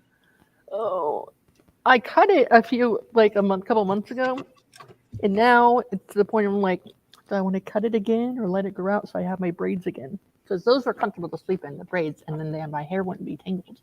Mm. But my hair still takes 3 days to completely dry all the way through because it's pretty thick. Just doubles as a sponge. So that's all I have to say. Who's next? How do you define toxic masculinity? Or how do you recognize it? Well, I kind of think like, okay, so masculine in our society here in the U.S., we expect people who identify as male to act a certain way. But when you take those expectations and then twist it so they get their way no matter what. So like, for example, it's kind of expected that like in a household, like the guy is the one that leaves the house to like bring home the money, generally. Not always, but like that's the modern take on things. And then the girl stays home to cook dinner, make babies, take care of the house, whatever. I feel like it's toxic when they're expecting you to do all those things for him, or when he's expecting you to look a certain way and then say it's your fault when things don't go exactly according to what he wants. I forget where I was going with that, but that's where I was starting to think. Well, what I thought you were going to go, as you I might. Let's see what you got, Tom. is so when you have those expectations and your response to them is, I can't meet all of them. I would need these additional tools, or I need these additional resources. And their response is, that's your problem, not mine. You have to still do all of these. I'm fulfilling my side of where it becomes a, it's almost narcissistic of that. Well, I'm fulfilling my end. Why can't you do all of yours? And instead of it being that consultative, well, I need these things as well. It's, no, that's just all on you. It's not I need a working dishwasher and, washing machine. Working washing machine. Like, I need and this. Dryer if you want me to also be able to cook and clean at the same time. Because this takes extra time to do. And, their response is, well, that's just you. Versus, no, we both have a household. We run it together. You're going to have to figure out how we can budget this stuff in if we're going to get all of this done. Or other things are going to drop. Like, I can't do my hair and makeup if I also got to clean everything because I'm sweating balls because the AC ain't working that well. Yeah, I think that's the direction I was going. I just lost my train of thought. So, Tom, I'm feeling so triggered right now. How dare you bring up my exes again? What could I say? I was there. I heard these lines. I know, you were there the whole time. Let me tell you something. My ex-husband, like it got to the point where he would never be allowed to go to his own parents' house for Thanksgiving and Christmas because he thought, drinking at 8 a.m. was a good way to celebrate the holiday. Oh my gosh. And like he would come and then they would kind of tolerate him, but then I think year 3 we were together like 6 years. Year 3, he had an accident in his clothing, and so therefore when his mom came to pick us up because we didn't have a working car, I was like, you're not going. He's staying here. We're leaving. So we left and went to Thanksgiving dinner without him. Mm-hmm. And everyone's like, what happened? So I'm like, well, he went on a family vacation to Hawaii. And he drank a lot there and had issues there. And so I was like, just a Hawaii-itis. And that was our like running joke in the family, like when he wasn't around or he wasn't in celebration. So yeah, I get it. Like, Yeah. But it goes from, it's always, I think in the end, it's that gender roles are just societal expectations of functions we all need to get done. Someone needs to do this for the group to function. If someone's got to clean, if not everyone needs to clean so that we don't get sick from everything around us. And, we need more resources brought in. And if at least one person isn't doing this, it all breaks down. Okay, we get that, we'll divide up these requirements among all of us so that we can get everything done. But when they stop wanting to participate as a group, as Eva put, consent and consultation, when that ends, it's now toxic. Yeah, when you're telling me I need to not only keep the house clean and also take care of all the animals, but also I need to look pretty and be smiling when you come home. And we have no working air conditioner in the back half of the house where the kitchen and the washroom are, as well as the dining area and the food prep area. There's no air conditioning back there. And the temperature is actually indoors over 100 degrees back there. And you're expecting also a hot meal and everything to be clean and all the dishes to be washed in 100-degree indoor in the shade. Like, no, that is literally not how humans work. And it's definitely not how I work. Do not work under these conditions. So when me and my current husband, when I moved into his house, and then like a few months later down the line, my younger two kids moved in.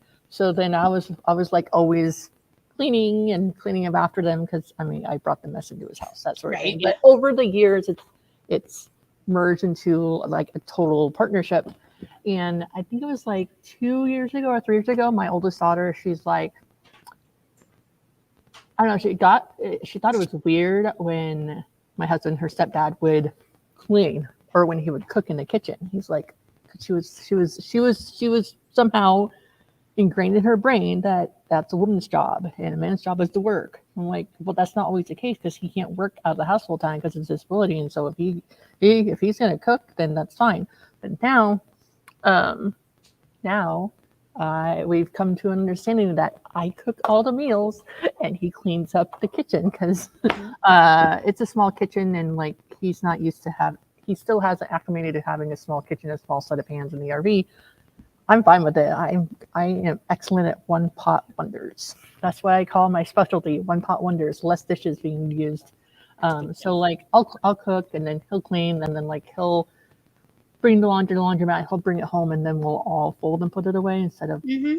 Yeah. So yeah, in the beginning it was very much he's working out of the house because he was working at that time and staying home and cleaning up and all that. But I've never been one to not have a job until we started traveling. Other than me writing my books.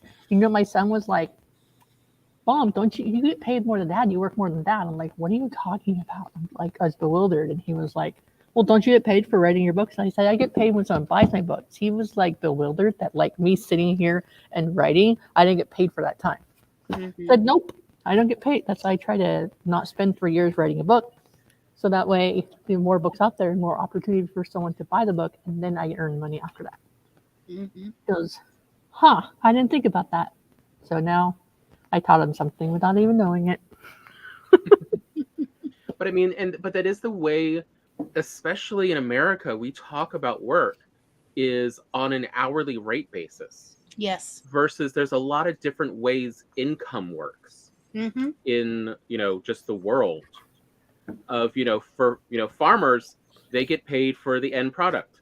For creatives, we get paid for the end product. Mm-hmm. It's if we get paid at all. versus service industry. Services get paid on hourly Right. because they are providing a constant function need. And we, just we set up pay differently. And yeah, it's not talked about much. So especially kids, that's going to be their initial perception, because we live in America's now primarily a service industry Mm-hmm. Economy. Economy. Yeah. And yeah, it's just how it's going to be. Yeah, the bad in joke amongst my local friends is I'm the one who's sent in to have the talk with people who have decided that they want to be writers, because so many of them have watched The Sex is in the City and all of these things where just like, I write one article a week and I can live in New York City with a fabulous apartment and all my friends, and all we do is drink and have parties and it's magic. And like, okay, we need to talk. You know, I watched that show a lot, and it never even dawned on me that like that's what writers do. No. Like it didn't dawn on me. I recently watched, I can't remember the YouTuber, but he was ranking his top, or at least the like 50 most well-known gay movies, because people keep asking, what are his favorite gay movies he'd recommend. Oh, James Somerton. Huh? James Somerton. Yeah, probably. You just released that. Yeah, okay. Yeah, it was him then. And I just still remember his response about Rent. Of, he was the right age when Rent came out. He was a teenager. He loved it. That was great. And then, he saw Rowan Ellis's takedown of Rent. And he's like, wait, am I misremembering it? So he watched it again. And he's like, as a millennial, I have so many problems with Mark. Yeah. Being offered an $80,000 a year part-time job as he wanted to work it, and he turned it down in the 80s. And we need to throw bricks at Mark. Can my answer to what is toxic masculinity be Mark? Oh, yes. like, what you got, all of Charlie? the male characters in Rent are my answer. And that mood and a half. Yes. Although I don't know, like Tom Collins and the Angel, at least their romance is like yeah. So my experience of toxic masculinity is quite rarefied in that being as enmeshed as I have been in queer subculture for so long, I got to see both the cis great toxic masculinity of how dare you ever be a submissive partner and give up your strength. And that to me really defines toxic masculinity for me. This idea of you can never be vulnerable. Vulnerability is when you start defining vulnerability as the opposite of a masculine trait, you have moved into toxicity. Bob Chipman has this wonderful line when he talks about Batman movies, and he shows this scene from Batman the Animated Series where Batman sees a kid in a playground sitting on the swing crying, and he stops what he's doing, goes over to comfort the child, and he jokes that if your Batman wouldn't stop to comfort a child, you don't have a Batman. Yeah. Because he is a crying child on the inside. He would see that in the other person and stop to try to make it okay. And this is something that you see in a lot of fiction and in a lot of people where they want to, you don't ever admit that you were wrong. You don't show that vulnerability in admitting that you were wrong, that you changed your mind. It's very calcifying in that way of, you have to have always been right, and you have to have always been the person that you are, or somehow you are lesser. Well, I mean, Gloria and I were talking last night because, and maybe someday I'll get Gloria to tell the story. But we were, Oh, he really did. He spent like an hour pitching why I needed to write this story out because Tom was working on the laptop. Are you the little sticky pinky fingers? Okay. Yeah.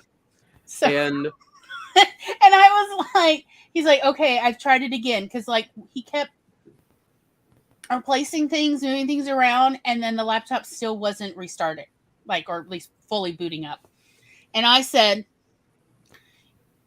you know what Daddy used to say about little finky fingers? He's like, what? And I was like, because if you've had your little finky fingers in there and you've messed it up, then and nothing is fixing it, then the only other solution is to stick your little sticky finky fingers on everything and mess it up so thoroughly it works. And I'm like, so you need to pull out every single thing and put it back in and see if that, and that actually, by the way, did make it boot up. And Tom had never heard this, but I guess Dad didn't say it to him.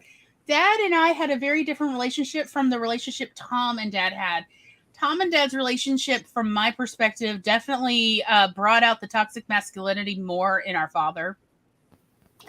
Because I guess our father was doing a role.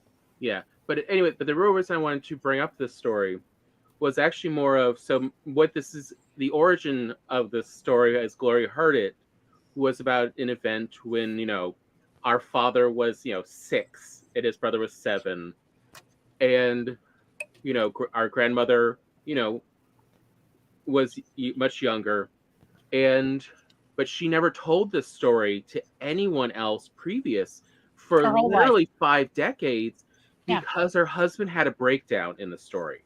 Like, because of the stickiness, because of what truth is, because of all the stress, he literally stripped down and was crying in bed because a stoic man lost it. Who one time he had a wound so deep they weren't sure he'd survive, and he did not cry. He did not even yell. He was like, "Oh dear, I think I may need medical attention." Yeah. And so he was a very stoic individual, but the stickiness in his shed of like these little jam thieves, his own sons, had just pushed the man to the brink. And he's just like, because his own clothes were sticky. And he threw himself on his bed going, "Martha, it's all over. Everything is sticky." And she's like, "My love me enough to let me try to fix these things." "It can't be fixed, everything. All my tools have jam on them." And she's like, "Love me enough to let me try."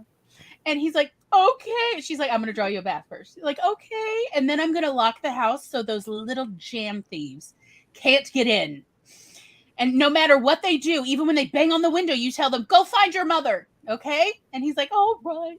But normally he was a very implacable, like the most emotionally stable person. It's the thing that Grandma Marty found attractive about him when they were dating was he was so emotionally stable. He was not mercurial, and he certainly didn't have a temper. But she couldn't tell the story to anyone else because it would reflect so poorly on him. She felt it would emasculate him in other people's eyes, and she was worried. With the silent generation, this was true. Like, they would judge him and think less of him for even once breaking down and crying. Mm-hmm. You know, it's not without reason, but that is toxic masculinity right there, of just never. And it wasn't even once that Grandpa Rudy was afraid she would tell it. Like, he number one, he absolutely trusted her.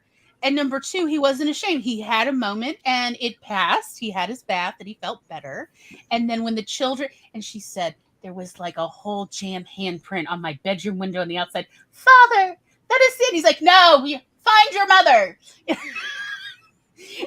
She's like, "I had to clean the jam off the window." But like, he wasn't ashamed of it because it was just a momentary. He was overwhelmed. It was a stressful time. It was right after World War II, and they had just moved and started and taken over an egg farm and a gas station, and they didn't know how to run a business at all. So it was a moment. He wasn't ashamed of it, but she didn't want to seem like she was emasculating him by telling a story where he had a breakdown for a moment. And that is kind of what we're addressing here, is this toxicity. And like, I wanted to also, I thought this was another part that we all notice, but we don't talk about enough, is another red flag of toxic behavior, and especially toxic masculinity, but also toxic femininity, because the female collective also does this as well. As Eva was bringing up about, you know, the orange Cheeto. But if people hate on his appearance, And that's talked Yeah. about. But we also see him hate on the appearance of women, especially those who are not thin and young, as toxic masculinity presenting. And there's another one of this, that toxic trait of my opinion about others matters more than their own opinion, than their own situation, my outside view of them. Oh, how about you need to smile more? As if somehow your opinion about my face matters. Not to be confused with when your friends are just like, okay, you're looking really cute. Have you thought about getting a few selfies today while you're looking this way? I think you may want to save them for later. But when random strange men come up to me and say, you're so pretty, but you'd be prettier if you'd smile more. Now give me a smile. And then they demand it. And it's like, literally, you can leave or I will call the cops. But you're definitely not getting a smile out of me now because I don't like this interaction. There's also an element, a big part of that is the general body shaming and age shaming that goes along with that. And you can see this really well. If you don't understand male on male body shaming, the whole introduction to The Predator, where they're literally in the helicopter arguing over who has the best, most defined muscles in a group of what looked like He-Man figures with replaceable heads and skin. Oh, how about before that? When the two owls meet back up and they do that arm wrestling. Which is now a meme. Yeah. Yeah. Of like, why are you doing this? Shouldn't you be hugging? Or at least shaking each other's hands? Like, why is this suddenly a contest? I thought you two were friends. Because there's... That's toxic. Because again, you're using it as a barrier to emotional intimacy. Yep. And you see this so much in both the stories we're talking about here and just in culture in general. And I'm really happy that over the course of my life, I see people starting to talk about this more, just because I remember how normalized this kind of behavior has been and how harmful it is. Growing up queer, I mean, if you weren't going to the gym, if you weren't at least putting in the work to show that you were trying to have abs, because we in the queer community learned a long time ago that not all men can have abs. You can try very, very hard, and sometimes your body says no. Like, ab muscle definition, like, you have to be so low body fat. It's also, you have to be so dehydrated. Yeah. It's not a thing that is possible for everyone to have defined abs. Every Marvel superhero, those actors are on the verge of hospitalization. They're so dehydrated. Like, it is stressing their kidneys out for them to appear as they are on screen. It's so toxic and dangerous. Like, they are actually talking about possible lawsuits because it's creating a danger. Like, especially, most famously, what was the movie? Logan, I think? Is the Wolverine movie. Yep. Yeah. For him to be at that level he literally had to have EMTs on set to periodically check his what do you call inside the body humidity levels, like how much water literally was in his blood to dose him with water just to keep him from being out of the hospital because he was so on the edge. And that they're worried people might try to imitate that and they will go to the hospital, or there's a decent possibility of death. Yeah. I mean, as I understand it, and I don't really keep up on those bodybuilding competitions, but I remember about 10, 12 years ago, there was a local group of bodybuilders I used to do home parties for from time to time. They were the Glamazons. Yeah, the Glamazons and their partners. They were the sweetest folk. I thought they would be very judgmental about my appearance because I am le potato. And instead, they never once looked at me like I was anything but their equal, if not maybe slightly prettier. I was like very impressed and I loved it. And they also never shamed anyone at their parties about what they ate, which was like, oh, this is nice. Cause normally every other party, everybody's shaming everybody about eating those bacon wrapped whatever. Y'all, like, one of the reasons why I love doing home parties was because I absolutely adore party food. Like, you do not understand. I will go to parties, even if I know they're people I hate, if I know I will have full access to the party table and at least be able to get the food before I leave. That's how much I love party food. And, but anyway, so they were discussing because while we'd stand around eating during one of the breaks in my presentation, and they, and they were, usually they'd have the parties in their off season. Because then they could all just eat whatever they wanted, bacon. But they were talking about because in order to get that visual appearance of definition, you have to be so dehydrated that it is questionable if it's healthy, since isn't bodybuilding supposed to be about health and not about doing weird things with your body?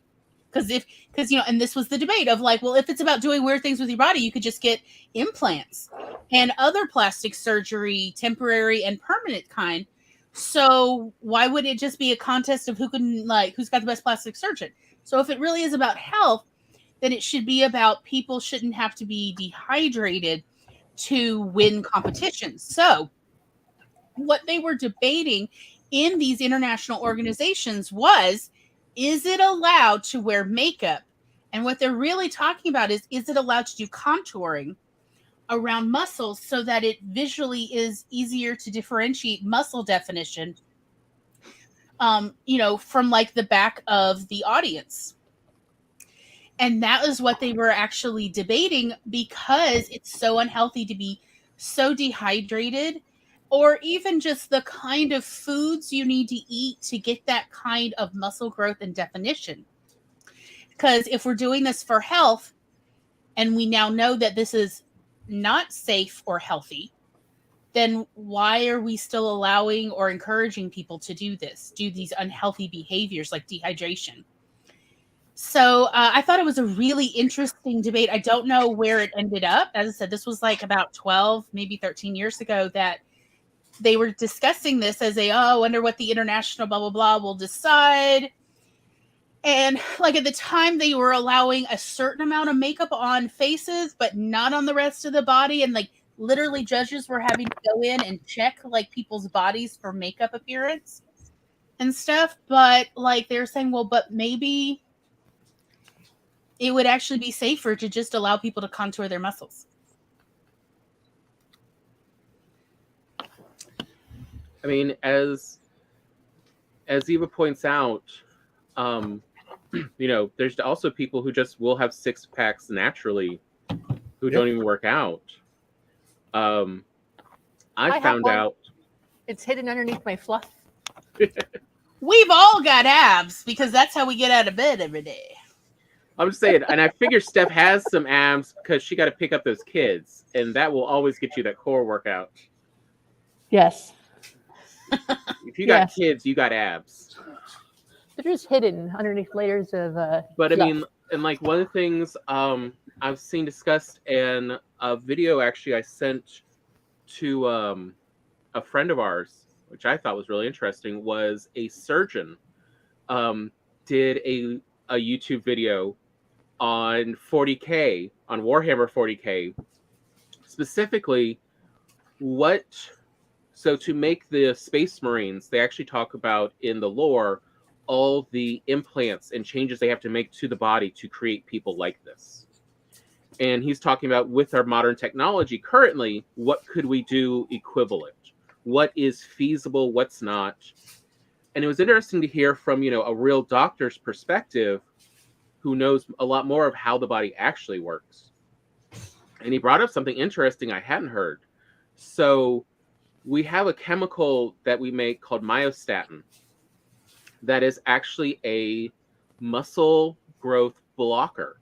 It actually it's got a negative feedback. So the more muscle we have, the more the body produces myostatin to stop you from putting on more muscle, because muscle takes so much energy. So it's actually to keep your body more efficient. But they have found the counter chemical to it, that people can now actually inject this hormone into the muscles they want, and the muscles will just grow because they're not being told to not, increase in size. They're no longer being, told to reduce. And so it's truly I wonder how much of this is going on in bodybuilding, because there are problems when you produce too much muscle and you become a Belgian blue horse or a cow. Yeah, look, apropos of nothing, but it does help explain that little 9-month-old baby with 6-pack abs. Yeah, that I saw, that it was like that baby was so heavy because it was just pure muscle. But if that baby's not yet, for whatever reason, producing, that baby was not doing bench presses, their mother swore.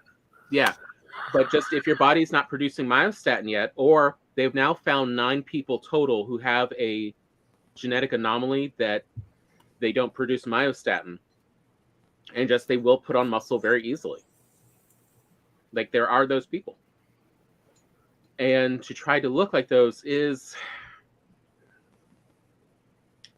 definitely a dangerous thing for others whose genetics are different. Yeah, I mean, the reason why those international bodybuilding competitions eventually started allowing spray tans was because tanning had been proven to be carcinogenic. And because they didn't used to allow spray tans. But they started allowing it because it was pointed out you're literally encouraging people to develop cancer. So, and at the time it was believed spray tans were healthier. Anyway, we're about ready to do another little bio break and, give our introverts time away from the screen. Tom, what should we discuss next hour when we come back? Don't we have 2 or 3 movies we still haven't? And I do want to talk a little bit more about Count Olaf and how he uses masculinity in society to gain power. Mm-hmm. He does have some interesting psychological tactics as well that we probably do want to mention for when you're writing characters, of why they might purposely become toxic characters. Mm-hmm. It does, in some situations, make life easier. And I think Count Olaf is a good example that we can bring up. Cool. Some easier examples of. All right. Well, we're going to take a little 10-minute break. What a lovely time to make sure you have snacks, that maybe you need a little potty break. Do you have something to drink? And then when we come back, we will do the discussion. See y'all in a few minutes.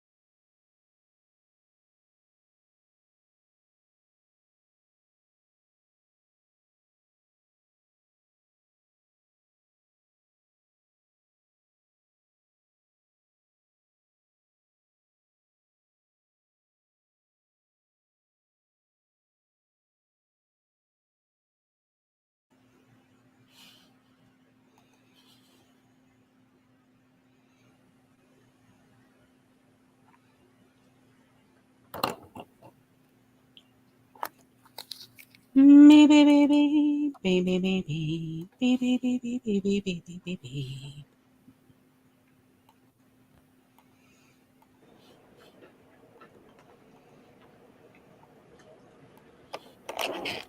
Oh, hello there. Hello again. I do not know what it is about the show this season, but like it just makes me very in need of nibbling. Is that it? By the way, during the break, I was looking at our YouTube analytics, and a couple weeks ago, we passed the 8,000 watch hours mark. Wow. For the whole channel. Yeah. Which, I must be honest, is not due to me. You all had to watch it for the hours to count. Thank you so much. But also, y'all keep coming back. That's why we do this. It's your fault. Yeah, this is all y'all's fault, not mine. Tom and I would not be doing this if y'all didn't keep coming back. I looked at my analytics today too, coincidentally, because I was like, I wonder how many hours, blah, blah, blah. 77 hours.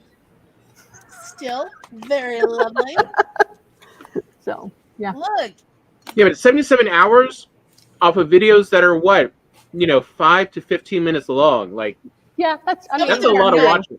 Tom, some of them are not even 5 minutes because I'm like, oh, okay. I can like play this while I do some of my morning med routine. And it's like 3 minutes and it's over. And it's like, well, never mind.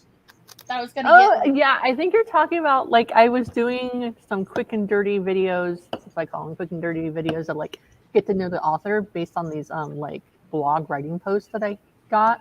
I'm like, oh, that'll be something quick I can do. I did like 5 of them. And then I stopped. I could probably do it again. But yeah, 77 hours over, I think my longest video was 20 minutes, and that was like a week-long vlog. Mm-hmm. Or I think it was like a vlog for like a writing event or something. Yeah. I'm not good just making super long videos. That is why YouTube encourages everybody to make minimal 10-minute videos in order to like get more watch time. That makes sense. Because as they put it, since you need 4,000 watch hours in part to be monetized, then as they put it, it's going to take a lot longer if you've got 3-minute videos to 1,000 watch hours versus if you're doing 10-minute videos. Right. But I mean, like, I think any video is better than no video. So keep on trucking. You're doing great. I say this with love. You just need more B-roll. Yeah, I agree. Where no one's talking, just watching stuff. I want more B-roll of like, particularly just give the camera to the children and let them do weird things because that's like, look, I'm taking my temperature, I'm taking my blood pressure. Let me see what the children are doing. I don't need to see the kids, but just like their perspective because they got some odd ideas. That's great. They are funny. That's what action cameras are good for. Unit, Here you go. Be careful with the camera. Or, just an idea here. We do have an old phone. Like some weird person gave us an old like Samsung Galaxy phone, like a year-old phone, and it has they don't use it anymore. They like offered to give it to the kids. We have it. The kids don't have it. Yeah. Like we could put like an SD. We could put like an SD card in it, and then just have them like, hey, go record stuff. Just not your. Yeah. But make sure you're clothed. Or they also do make harnesses that you can just attach a phone or an action camera to their chest, and just like start recording and send them out. Just like we see from the dog's perspective, we can see from the kid's perspective. Yes. What are those little hands getting up to? Yes. I'm not going to stop him. I'm sorry. If you hear the dog whining, the hubby is installing our new dishwasher, and the dog is having a complete fit about it. What are you doing? The kitchen's been taken apart. There's one piece missing. It's gonna eat him. It's additional parts needed. But all right, so yes, so more B-roll. Got it. Yes. So what we were actually, I was just gonna say so what we were talking about before the break All right, I realize we have now talked about the problems and the hallmarks of toxic masculinity. As well as the definition. Yeah, and a bit of narcissism.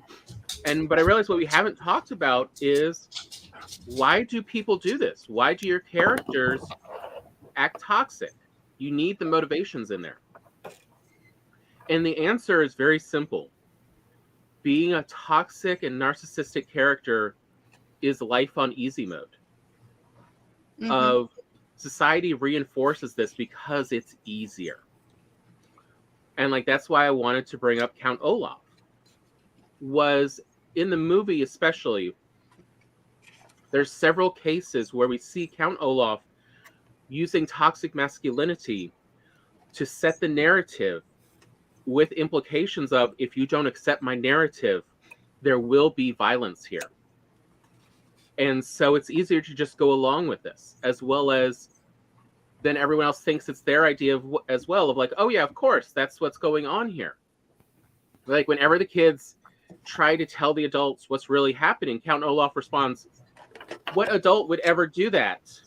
You can tell these kids are just being little rambunctious liars. I'm the adult. I am, the authority here. Mm-hmm. You should believe me. And there is that toxic masculinity of setting the narrative. Mm-hmm. But it's because life's easier than having to actually explain behaviors. Because note, whenever he pulls this move, he does not actually explain why the kids would say he was doing this. What is the real function? He just instead entirely changes the subject and saying, I wouldn't be doing that. I am the good person here. And that is why being toxic is easy. We see that with an American Psycho, with the secondary and tertiary characters. So first, let me go into a quick, and yes, Tom has made a pitch that I do practically an entire episode on American Psycho and a couple other films, which I probably will one day. But anyway, here it goes. I actually do not consider the Patrick Bateman main character to be a toxic masculine character. I actually consider him, first off, a lot of people don't seem to like. Let me explain. American Psycho is in fact a feminist satirical period piece horror film. It is supposed to be satirical. It is very feminist. And it is a horror film set in a historical time period, the 1980s. That's right. It belongs with Jennifer's body. It does. In the catalog. Under films. As well as The Final Girls. Again, another under feminist satire. Feminist satire horror, which is a true subset of its own. It actually belongs in there. And I absolutely agree it belongs in there. So remember that, because a lot of people, like critics, try to set the narrative saying it's not feminist, it's not satirical, and it's, quote, not a proper horror film either, which, okay, you can only have some of it, but you can't have all. Okay, whatever. But again, the Patrick Bateman character I really see as, and though I was surprised, I do have to admit, the Christian Bale really did give a nuanced performance, and I really see that the older I get. The more time has passed, I see how nuanced his performance is. And talk about reminding me of my exes. So, nevertheless, the Patrick Bateman character, I do not consider a toxic masculine character. I consider him definitely narcissistic, but also a neurodivergent character who is struggling with incredible amounts of anxiety and other hallucinations and a genuine psychotic break. They try to make it clear throughout the movie, but you really don't, it doesn't all click together till, and yes, let me spoil this for you. When the ATM tells him to feed the ATM a stray kitten, and he's like, okay, like, that is how you know that the narrator is unreliable, okay? Because normal ATMs do not do this. Anyway. Don't worry, he does not actually hurt the kitten. No, he does eventually put the kitten down, so we're okay. He only hurts humans. It's fine. But we do wonder, are all of these horror scenes that do play out where we don't actually see gore. Like we don't see the direct violence. And again, what that is how you know it's feminist. Particularly the violence against women is not shown. And that is part of it, because it's not necessary. They just do like blood splatter against the wall, blood splatter against Christian Bale's face, but you don't actually see the violence on the victim. You don't see the evidence on the victim themselves. That is how you know. And also why I consider it very tolerable, even though normally I don't like horror, is because it is feminist horror, which is so much more palatable. Because again, I'm not forced to look at like nasty, disgusting stuff. Like, why do I need to? This is not ever anatomy class, you know? Yeah, what? It does not glorify gore and violence. And by the end of the film, it's made very clear that according to other characters, even other toxic masculine characters, at least some of the violence he claims to have done maybe did not even happen. That he is truly unreliable, and he is really, we are meant to question, is he just suffering from a psychotic break and is delusional or hallucinating? No, and that is also true in the book, but here, let me save you. Do not read the book. The book is terrible. It is definitely not feminist. The book is not feminist. It is crappy. Bret Easton Ellis, not a great writer, and definitely not a feminist. So please do not worry yourself. You do not need to read the book. But I did read the book, so you don't have to. And I am here to tell you that even Bret Easton Ellis did say by the time he was done writing the manuscript, even he wasn't sure what was true and accurate and what was that the main character had fantasized or hallucinated. Even the author couldn't be sure anymore. So he was like, even I don't know what happened for sure. I can't be sure because it's all seen. The entire book's perspective is through the main character's perspective. And the main character is the narrator. He's unreliable.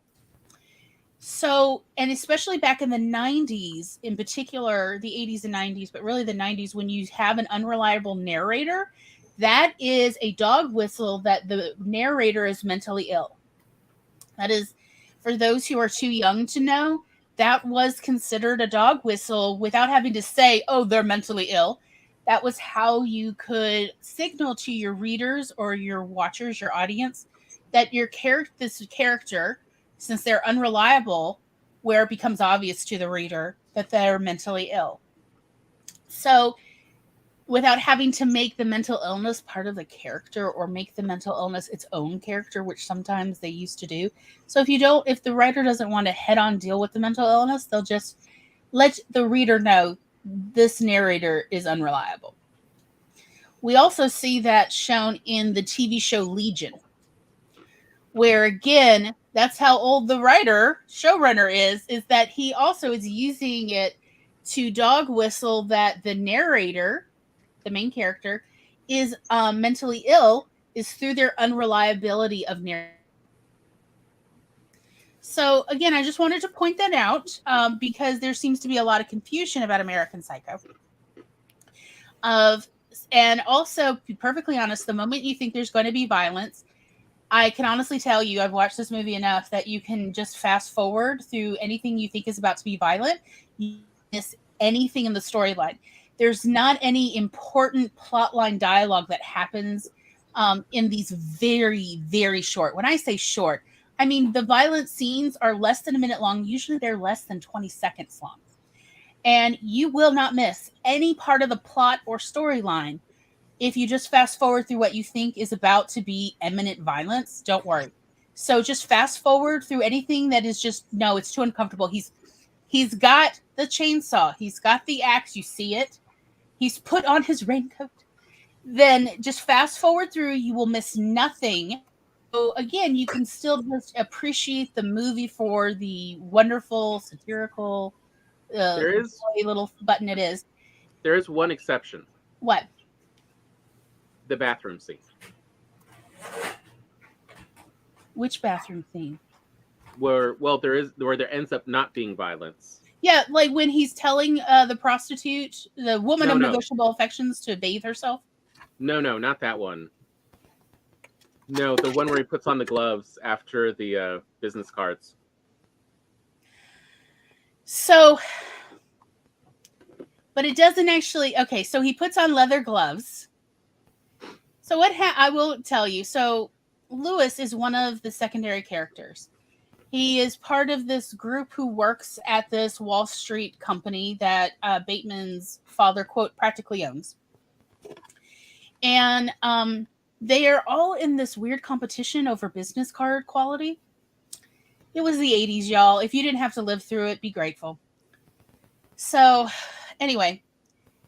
And in this continual one-upmanship where they're all showing off their newer business cards and how amazing and beautiful they are with their gilded ink and crap, Lewis shows his new card, and it is so beautiful that Bateman is consumed with envy and jealousy and follows Lewis into the men's bathroom at some restaurant and puts on gloves to strangle Lewis right there in the bathroom.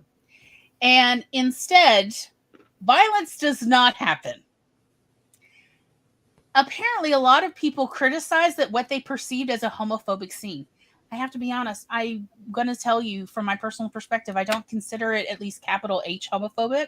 I actually don't consider it lowercase homophobic, because having known someone who was so similar to this, what repulses Patrick Bateman, in my personal opinion, is not the potential homosexual interaction.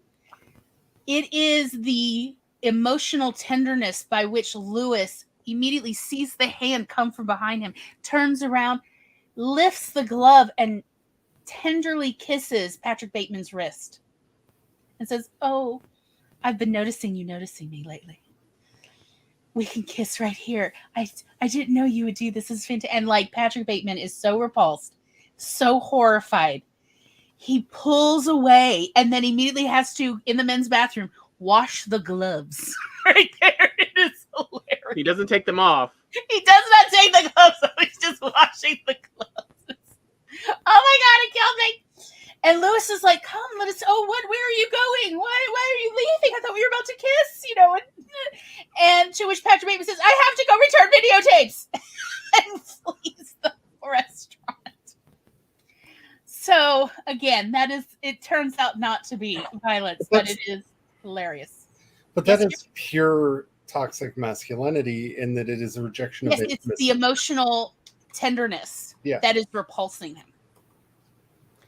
It is not because it's from Lewis, because we actually see that Patrick Bateman does not want emotional intimacy from any of the women he has contact with either his fiance or the other woman he's sleeping with, or any of the women he hires, or what was that old college friend who shows up, played by one of the co-screenwriters, Genevieve Turner. He doesn't want tenderness from anyone. He's trying to keep everybody at bay. And when his secretary shows emotional tenderness, he also then immediately rejects her and tells her to leave. Like, he has the same response. Well, he kind of does meet her tenderness, though, with that he says, "I'm afraid if you stay, I will hurt you. You need to leave now." That he does recognize her tenderness for being authentic and doesn't want to immediately destroy that. He's afraid he will, though. He feels this urge, but he wants to protect her from it. Again, truly speaking more to somebody definitely struggling with something and not just psychosis. Now, the toxic male characters in American Psycho, though, are every other man you see. Every other man in this movie. You could just build profiles based on every other man in this movie. If you're dating someone and you see them in American Psycho and it's not Christian Bale, you need to reconsider your choices. For me, the most toxic one is actually played by Josh Lucas, I think. It's the McDermott character. Oh my God, that guy is such a bro magnum man. I've known that type. By the way, real quick, just aside, and it's just something I've been wanting to do. I did want to appreciate the excellent actors we saw in some of these movies throughout this week. One, of course, being Christian Bale, who it turns out somehow can sweat on command? Yes. He caused the director to nickname him Robo Actor. Who sweats on command? Like, Pretty impressive. but also in The Devil's Advocate. Well, yes, Al Pacino, Keanu Reeves doing some of their best acting, and all these actors are really quite good. I can't remember the name of the character, but Charlize Theron has a lot of scenes where she is acting against this other woman who is supposed to be living on the same floor as her in the movie. And I really feel like people did not appreciate how good an actress this woman was, because like she really kept her own with Charlize. Like they really did a lot of great scenes together.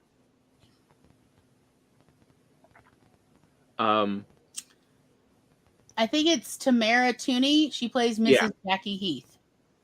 Like, wow, she is a great actress. So what is... Oh, no, go on, Charlie. I was just saying, when you say who can sweat on Q, we've been watching through The Boys because Jesse Gender made a video that made me question whether I watched it wrong. How do you like this? I don't understand you. I need clarification, because what you're saying is not the show I remember seeing. So we're partially through season 2, and one of the actors in there really impresses. The actor who plays A-Train, he does that. There's a scene where he's under interrogation and just there's no visible cut in the scene because we rewound it, and he just starts sweating, like just instantly. Beads of sweat just pop up on his forehead, and we're just like, holy crap, how do you do that? What terrible trauma did you pull up from your youth to make beads of sweat just spontaneously pop up on your forehead while you're under stress in this scene? Yeah, it's the only other actor I can think of that has done that. But also, what I was saying about American Psycho, though, is so every other male character you can use as inspiration for, building toxic masculine characters, like as secondary and tertiary. What most of these characters accomplish in American Psycho, the screenplay, is, so Patrick Bateman, if we think about Patrick Bateman's character, is definitely somebody who really, he talks about this numbness from the start. That is a symptom of depression. And it's very clear that he is struggling with depression. From his own inner monologue, he's dealing with this. And then that he suffers a psychotic break, something that is possible to happen when depression becomes more and more severe.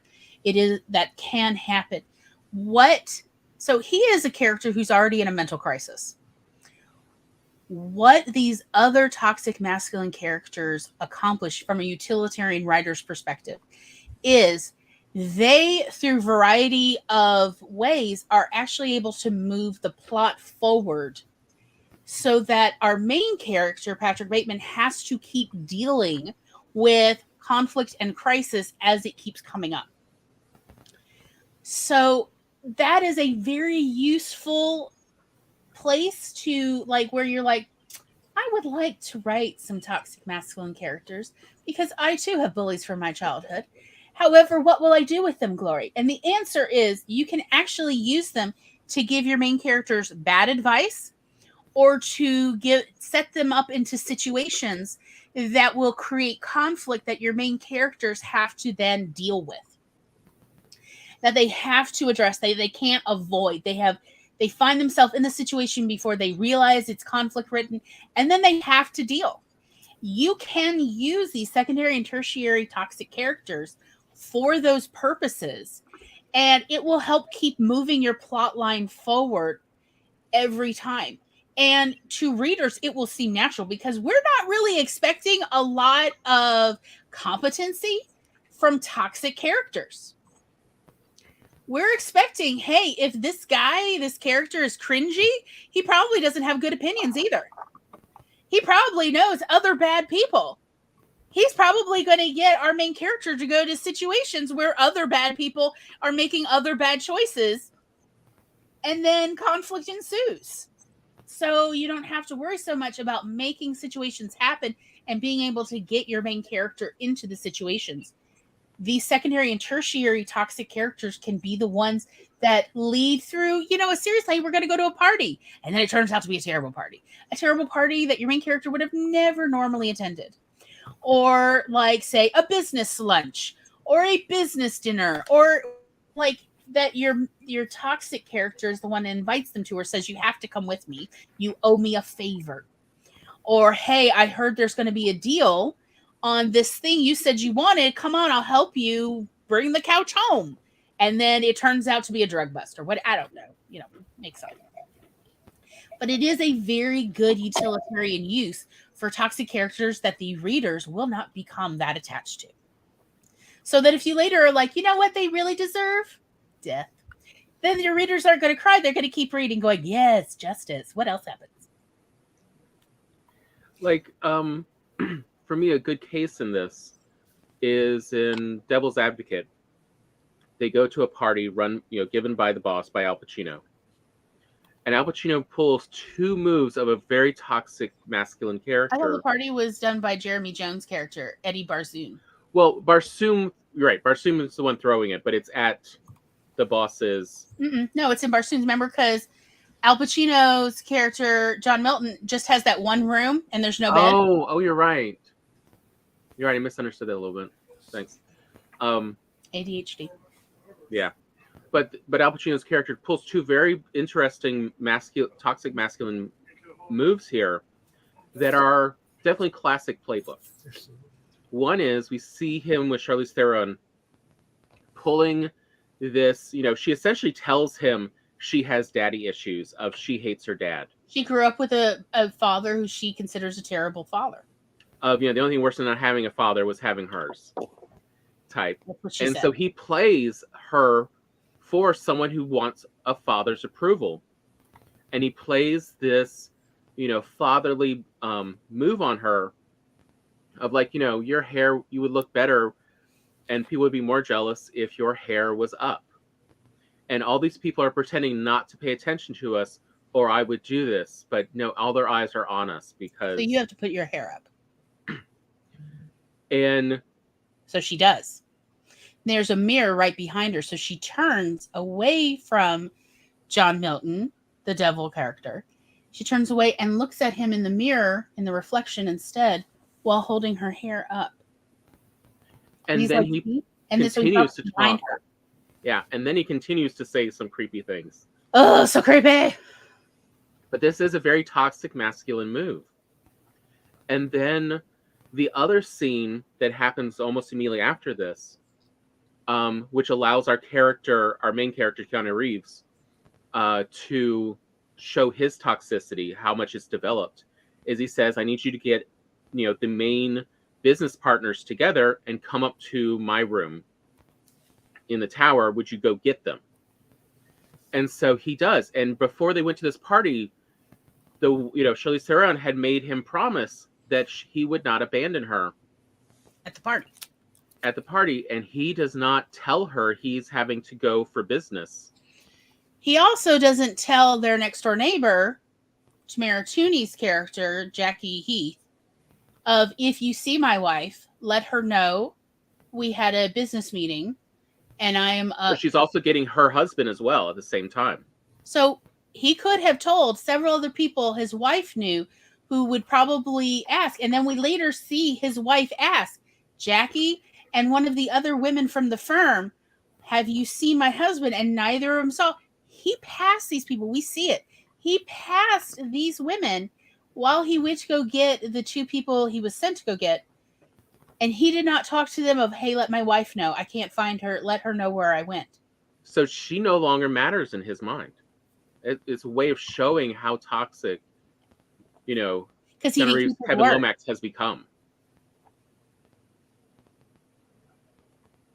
It doesn't take much, but it's a consideration. It is, that conversation and keeping someone else in your mind. It's not just you existing in this world around you.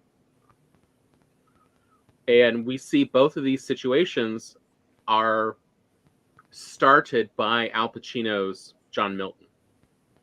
He is the one that begins these moments to get He these triggers it. characters. He's the catalyst. Yeah, he is the catalyst to create these toxic situations.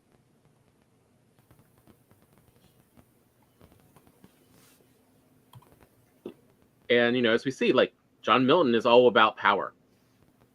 He pulls these moves because he gets power from it. Getting Charlize to change her hair at the party shows how much in control he is. And so everyone needs to respect him even more because he's the one really in charge. That's why he's doing this. That's how society reinforces these toxic behaviors, is they then defer to him even more of, oh, look how much control he has over others. I actually heard a line I hadn't heard in a while. Yesterday or the day before, I was watching QVC, and Tom knows it's my comfort. And not one of the regular sales people, but the representative of a brand was on, and they're talking about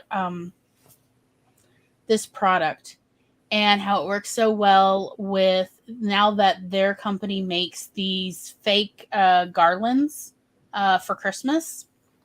And this guy says, and I quote, "Now that my company makes them, used to be my wife used to go to the nursery every Christmas to buy the fresh garlands to decorate our house. But since my company now sells them, I told her she's not allowed to go to the nursery anymore. We just use my company's." And I'm like, you told your wife she's not allowed? A grown woman? I'm sorry, what? Allowed. Like, That's you're not forbidden. healthy. And on national television. Like, what the hell kind of toxic bullshit is this? Heard this kind of cavalier crap since the early 2000s personally. And why, yes, including from my toxic exes. If I told Gloria she wasn't allowed to do, like, excuse me, do you know that I'm a free will person, and also I have full voting rights and citizenry in this country? You do not tell me what I am and I'm not allowed to do. The part that's implied in that they don't discuss is that the person's doing that because the other option's violence.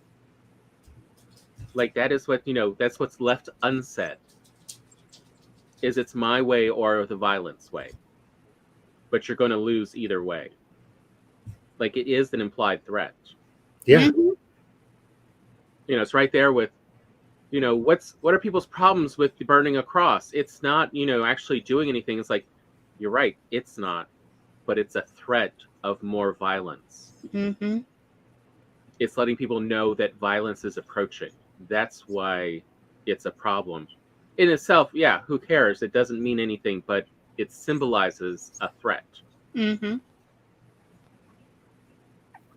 And that's what we're now starting to recognize more, and that's why toxic behaviors are not as normalized and considered, just part of society, is people are recognizing there's violence behind it. Mm-hmm.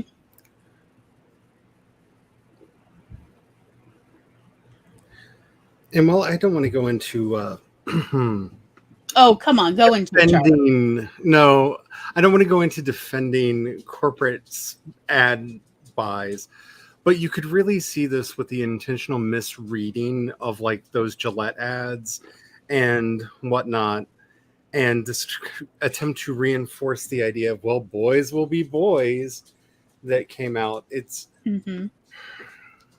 It seemed so antiquated, to me at least, to try to be defending, like, well, maybe the boys should just engage in random acts of violence.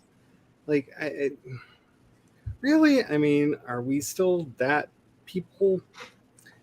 I mean, well, boys will be boys, because if you don't let them blow off steam that way, they will blow off their steam on you. Right? That is really part of that boys will be boys crap. Yeah. It is all implied violence. And I always mean, even my own father's advice used to be, you have to let the monster out of the cage sometimes, Corey, or else it'll bust out and explode everywhere. And, you don't want that. Like, no, I just have impulse control issues, and y'all are overwhelming me. Maybe when I tell you no, you should respect that I need some time away from y'all. I feel like that right there, when we were trying to define what is toxic masculinity earlier, if you have to define your gender in terms of monsters or violence, you may be doing a toxic. Like, if your kingdom doesn't exist except in terms of it taking over other people and controlling them. Like when we were doing the genealogy many years ago, and what was it? It was at least 7 different, what do you call the shields, the family crests. The motto was like all variations on the theme of "we keep what we take."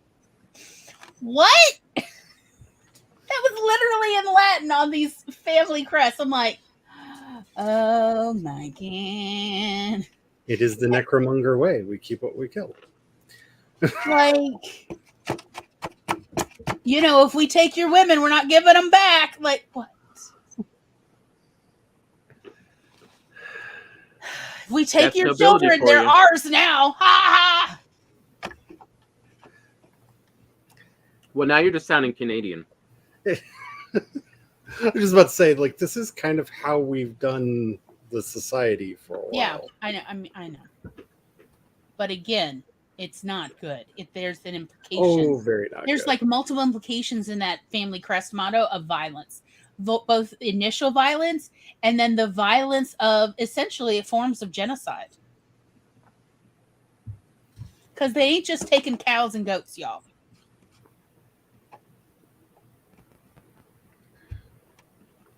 Which is the other But I mean, that's true of toxic, femininity as well. There's this implication of violence in there.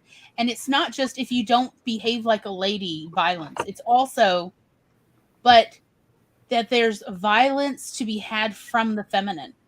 Of like, violence is okay in these circumstances. If you violated like her feminine ideals, violence unto you, sir. Of maybe just no violence. How about that? Can we try that?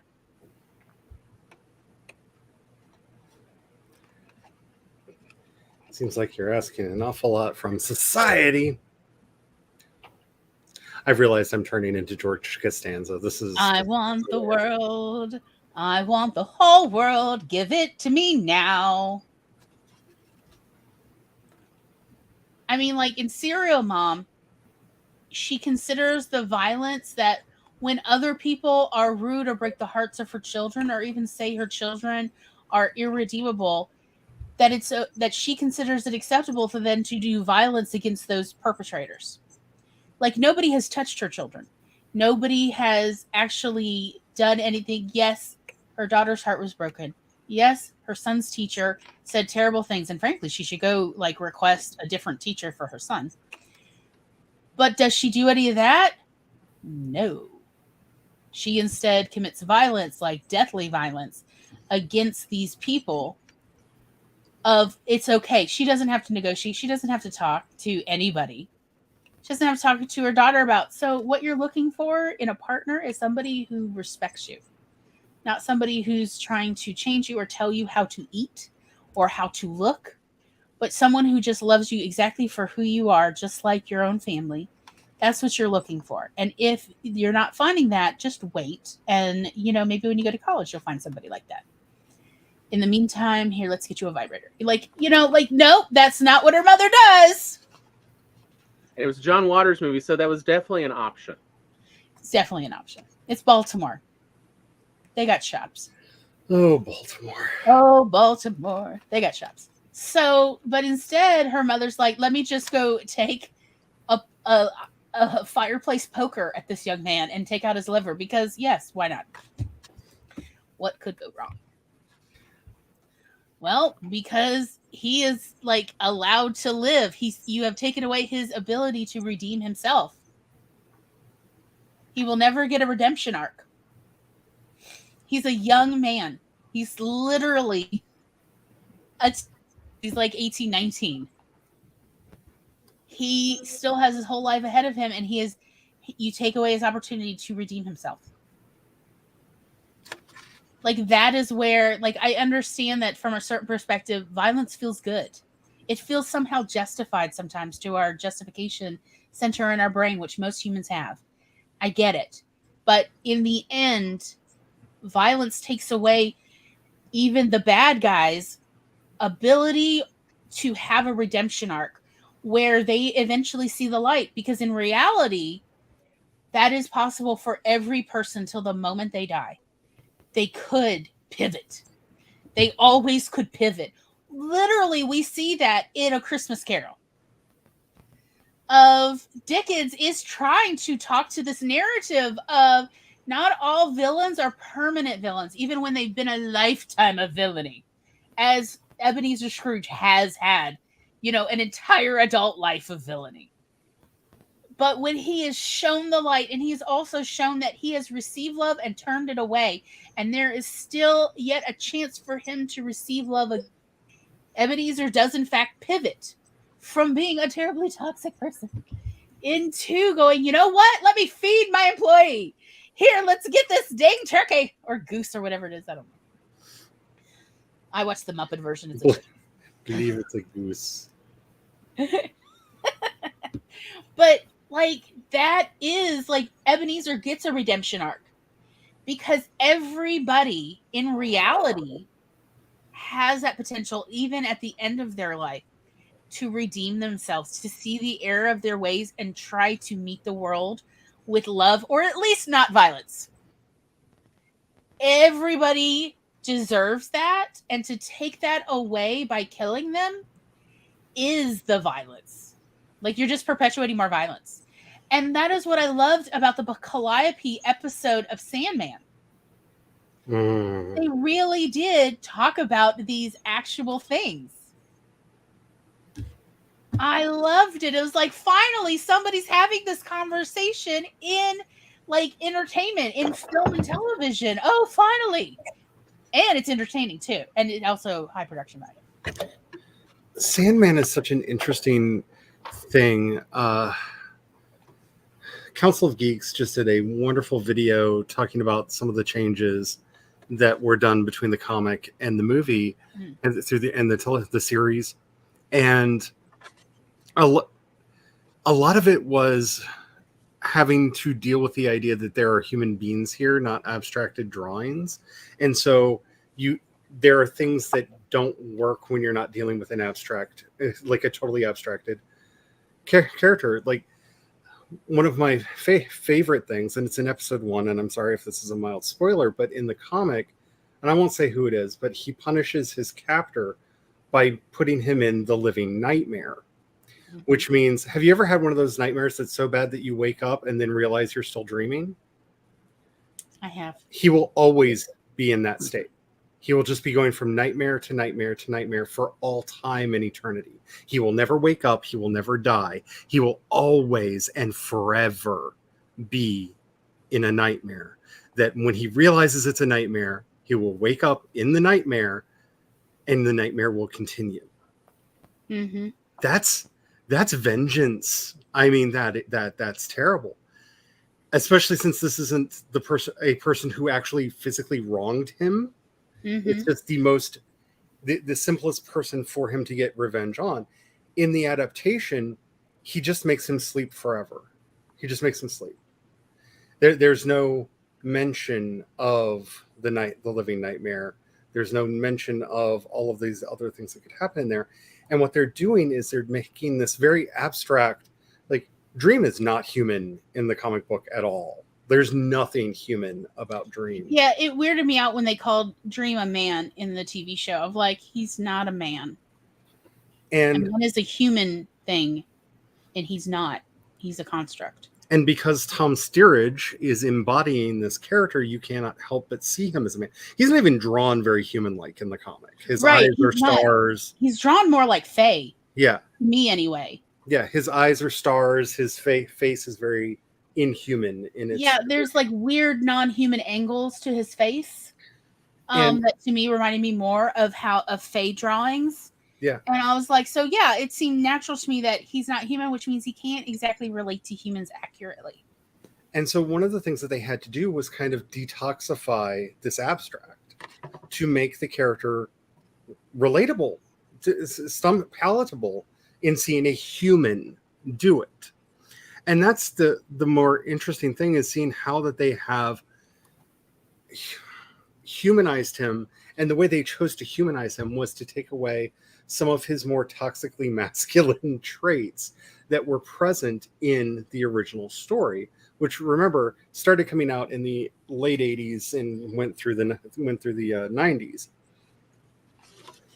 And I think that speaks a lot to what we're talking about here with these characters. And there is something dehumanizing about a toxic character. They have to reject something in their base humanity to be and act the way that they are being and acting. And it's rather fascinating in seeing how this show is dealing with a lot of those issues from the comic. And yet bringing in places where vengeance and violence needs to be done, because there's a character called Playground in the comic and in the show that is horrible and got off way too light in the comic. Like, he was not treated as badly as he deserves in the comics. And they had one of the villains dispatch him in the show, which is a change that they made in the comic.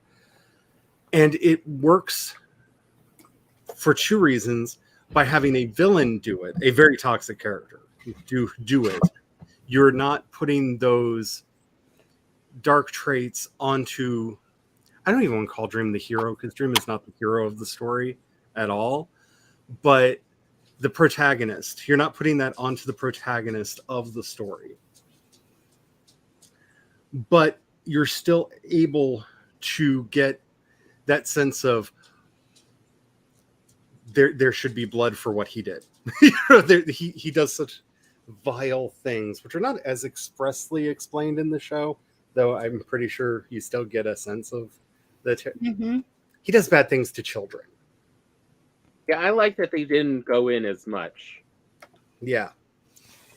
Well, the original Sandman comics were meant to be horror. Yes. They were not meant to be superhero comics. This was for like the horror subgroup of DC, right? Yeah. Yes. Yeah. But also, I just mean the part of, it's not, now that it's on TV, they are making conscious changes to not glorify yes, these behaviors. The same. Which I like. I found it much more palatable to watch, because I am not interested in glorifying violence. And it's really interesting with hearing, I've been watching so many interviews, because Neil Gaiman, who wrote the comic, is in on the creative process for the show. And hearing him talk about things that he wanted to change, that he thought did not age well from the original story, and to have that sense of honesty about his own work. Like, you don't see a lot of, like, when we're talking about vulnerability and having that vulnerability, a lot of writers would be like, oh no, my work has always been the greatest, and that's why this is a legendary comic series. And like, can you imagine Frank Miller ever saying that any of his characters were toxic and needed to be fixed in some way? No, I literally cannot conceptualize of this. Like, he wouldn't. Does Frank Miller have a character that didn't start out toxic? No, I don't think so. Yeah. But to see his growth as a person, as a writer, and realize some of the mistakes that were made in the original story, some things that did not work. I'm really curious, because they teased a story in season 1 that is the most toxic love story ever that is in the comic. Like, it is the most toxic masculinity story I have ever read. Yeah. And they teased it in season 1, and I'm curious, what are they going to do with that in season 2? Because you can't just tease that story. You have to show the resolution, because there is a resolution in the comic, but it doesn't happen until later. So hopefully in season 2 or 3, hopefully in 2, because it's Netflix. You never know if you're going to get a season. Who knows And they're going to get a second? I mean, like, Yeah, they still haven't confirmed that. yeah, Gaiman has talked about, like, I could still shop a season 2 around to someone else. I think, like, very much making it clear Amazon has, like, called my number of my agent.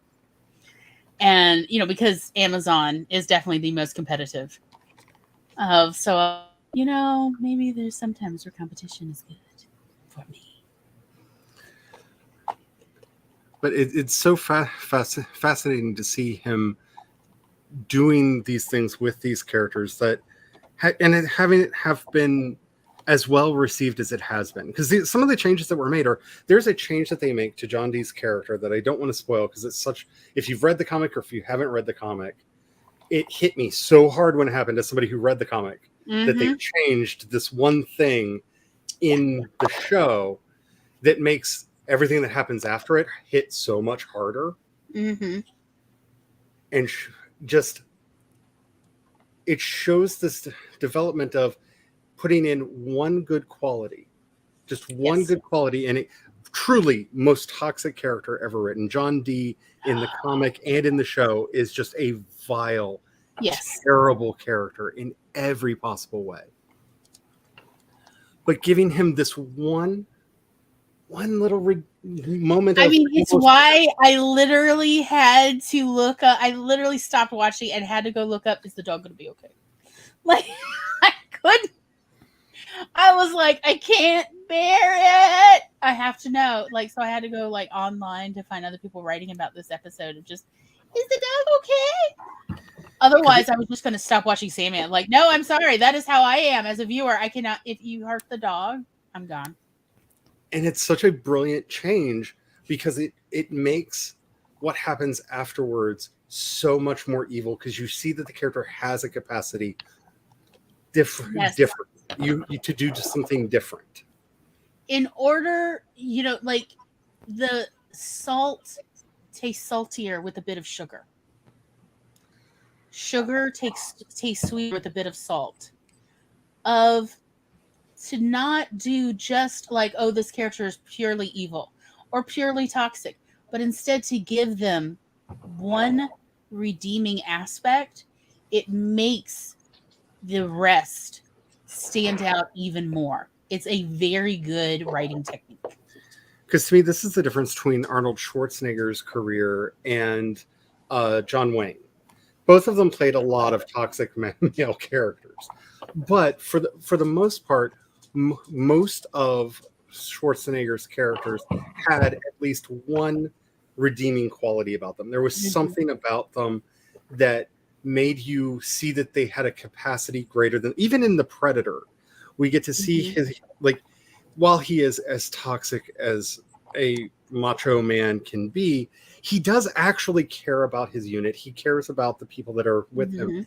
And we see that he's not just out for revenge. He's hurt. Like, he's upset that he was not just that he was unable to save them, but that anyone would do this level of violence that he had just done in the village earlier. But he would do this level of violence to people. There's a pain in him that makes him much more relatable as a character than you would see in, say, like a modern Expendables movie, where they would take that quality away from him.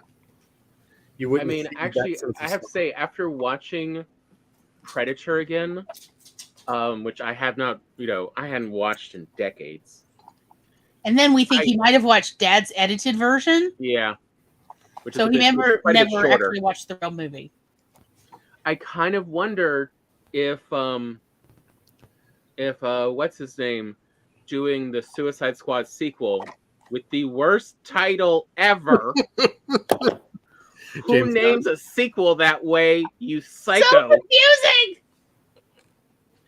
But it's the Suicide Squad. But if that scene where, their big mistake, the first half of the movie is going into that village and killing everyone, was that just his direct homage to Predator? Yeah. Where they pull this same move? in the worst, this is not how the military works. Like, specifically, no special ops would ever pull the move they do in Predator. Every special ops person I've ever known, and you'd be surprised how many I've actually ended up knowing. We I knew have the that kind of consultant for personality. Rambo, First Blood. Yeah. We knew the actual consultant who was the one who like had to strip down the what was it with the AK-47, whatever the guns were. The M6, the M60. He actually stripped him down personally by hand because Sylvester Stallone could not support both of them. They were too heavy for him. Like, yes. Okay, well, we say we have inadvertently met a lot of very interesting people in our lives. Believe us when we say this, because it is the truth. And yet, go on, Tom. Would never do this, in part because when they do in Predator, where they just go in guns blazing, they don't even know where the hostage they're supposed to be rescuing is. They have not identified. They see one hostage killed, but they haven't identified, are there others who they're looking for or anything. They just go in guns blazing. That's how you kill everyone. They haven't even scoped it out. Like, they don't know where the John is. Okay. And so they don't know who else could be coming from outside to help. And they definitely have not secured the outer perimeter to make sure there's not reinforcements about to arrive either. So, like, to me, one of the big stretches, like, it's hard to believe, is that the accountant, the female character, survived that initial guns She might not blazing. actually be the accountant. It's just there's all this paperwork there, and I'm like, she's the bookkeeper. She's the one who's doing the payroll. Of, like, how did she survive when there's just so many bullets flying everywhere? Yeah, they don't have That's proper amazing. walls. It's Nipa huts. What the hell is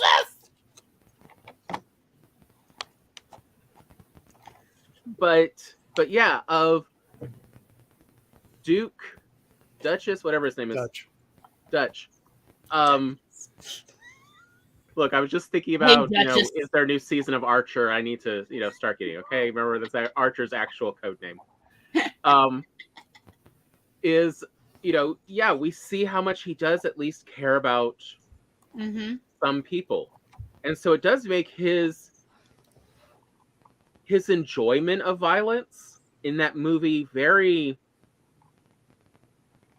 there's a certain justice to the way the Predator plays with them. Mm-hmm. Because we see that he doesn't have to choose violence this way. He likes doing it. We see that grin on his face when he literally takes the truck that has been running the generator, plants an explosive in it, and just removes it from its, wheel jack and launches it at the main group of people. Of like, oh, this is going to be fun. Of like, he's enjoying this violence. We do take better note of, okay, this guy is broken. There's a lot messed up in this character. He cares about some people, and other people, he's just like, well, they're dolls. How do you switch that way? Hey, Maggie. This is one of the things that I find endlessly fascinating about the work of James Gunn, since you brought him up, because he is someone who is very clearly trying to rescue masculinity from its toxicity in ways that, and it's very interesting watching a cis man wrestling with a lot of the questions that James Gunn brings up in his stories, because he is trying to find a way to tell these stories that he loves, these action movies and whatnot, that he clearly has so much love and affection for, but at the same time, how to not bring in all of the just toxic mess that has been so associated with these genres over time. Like, I didn't realize how much, I don't know the way to put it, but in that little unit in Predator, there seemed like a lot of gay subtext of there was particular pairs of several characters of when Mac lost Blaine, I'm like, that was a relationship. What is happening here? Like That that's is a not just a relationship short they're not friendship. acknowledging. No. That's more. Sounds like Maggie Like, had a great nobody's time. mourning Jesse Ventura like that. Nobody. Yo. This guy can't even spit right. Nobody's mourning him. Okay? You're not wrong. But And then I there's mean, I have Mac. to applaud Like, here, Predator. take my empty flask. Yeah, versus like I have to applaud Predator for they managed to kill off two of the the side we're rooting for, whatever that's called in a movie, in an action movie. They managed to kill off two people before the first person of color died. Yeah, we thought That that is was actually impressive. interesting. Like, especially for the 80s. As well as as another actor that I'm just like acting his butt off. Bill Billy? No, Billy Bill the Withers Tracker? or something. The one who's constantly the black guy who's constantly shaving. That's Mac. Mac.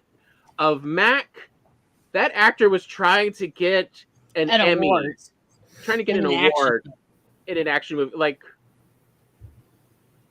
I feel like he wasn't told what kind of movie this was or something. Of like, he thought this was a You thought it was Platoon? yeah. Or Honestly- Born on the 4th of July or something?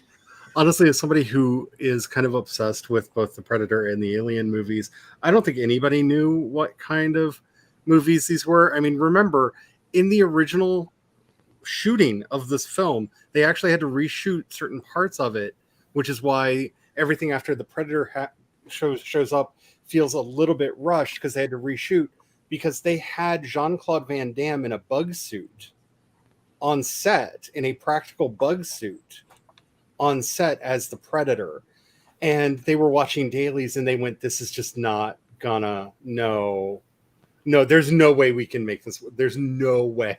Versus, I have to admit, I like the Predator outfit that they ended up making. Like, yeah, it holds up. So I'm not really sure that any of them knew what movie they were making, because apparently Jean-Claude Van Damme was very Jean-Claude Van Damme. There are a few deleted scenes that exist of him in the foam mock-ups of the bug suit, doing all of his like kicks and flips and very Jean-Claude Van Damme action sequences. And just, there's part of me that's a little bit sad that we didn't get Arnold Schwarzenegger versus Jean-Claude Van Damme as an alien in the movie, because I mean that is the ultimate 80s movie right there. Yes. Is Correct. Arnold versus Jean-Claude Van Damme. I mean, you can't get more 80s than that. You are not wrong. But he was still just this was before Jean-Claude Van Damme was Jean-Claude Van Damme, though. He was still just a stunt man. He wasn't doing Lionheart and the other films. Versus, I mean, I have to admit, like, I think they ended up making the right choice. Yeah. Because this alien being a bit taller than Arnold, who's already tall, yes, does make him more imposing and does make you root more for Dutch. Of like, how is he going to pull this off? This alien beats him in every way. Yeah. In size, in technology, in intelligence. in strength, agility, of like, yeah, you're just outgunned here, buddy. How are you going to win? And it's the one thing that 3 of the Predator movies remember. Noah has a response for you, Charlie. Parts that are so glad it never happened. Yeah, I mean, I really like the movie that we got, but again, there couldn't have been a different movie that was Arnold Schwarzenegger versus Jean-Claude Van Damme. Like, seriously, I mean, I would definitely have watched that as a kid. But Maggie, I was actually impressed in the original Predator movie that the guy who plays that terrible trope of the Indian tracker is actually, what was it? He's like half Cherokee and part Seminole, an 8 Seminole. And I was like, oh, well. And then a part Jewish as well. So, granted, he did eventually have, I believe, a restraining order that his wife filed against him. So, yeah. But as a person, I was like, but oh, I have to wow. admit, like, after reading his, what his genetic makeup, part of me was just like, is he related to Maggie? Those cheekbones. But yes, it was nice that Prey wasn't just this blanket trope. Oh god, so cringe. The most interesting thing I think about Prey is that Trachtenberg decided to make it a direct prequel to Predator 2. Not Predator 1. That gun that is pivotal to the plot of Prey is given to Danny Glover's character by the Predators as a sign of respect at the end of Predator 2. And this Prey is literally the origin story of this gun and why it means something to the Predators and why they think it is a sign of honor to give it to another human. Yeah, it makes 2 make even more sense, and I think it does kind of show how much 2 is overall a better quality movie. Like, it's kind of like Terminator, where 2 did manage to actually be far better than the first material. Because 1, 2, and Prey realize that they're horror movies, they're slasher movies, but they're a cosmic horror movie. They're like if Jaws was Freddy Krueger, like if Jaws was Jason Voorhees. They're an existential threat that you really can't understand, that is so far beyond what lives in the dark places that your mind just can't go, which is done very well with the camouflage suit where they just completely disappear. Can I make a bad comment real quick to for all those who love the original Predator movie to just go for hurt their head a little bit? That very first scene where we see the spaceship go by and drop the Predator. I had to hear this from Tom. You can't convince me that that's not the Predator's mom and dad dropping off their teenage kid of, all right, good hunting. Make sure to bring back a couple trophies, kid. And don't die. All right? We taught you. We raised you well. Don't do anything stupid.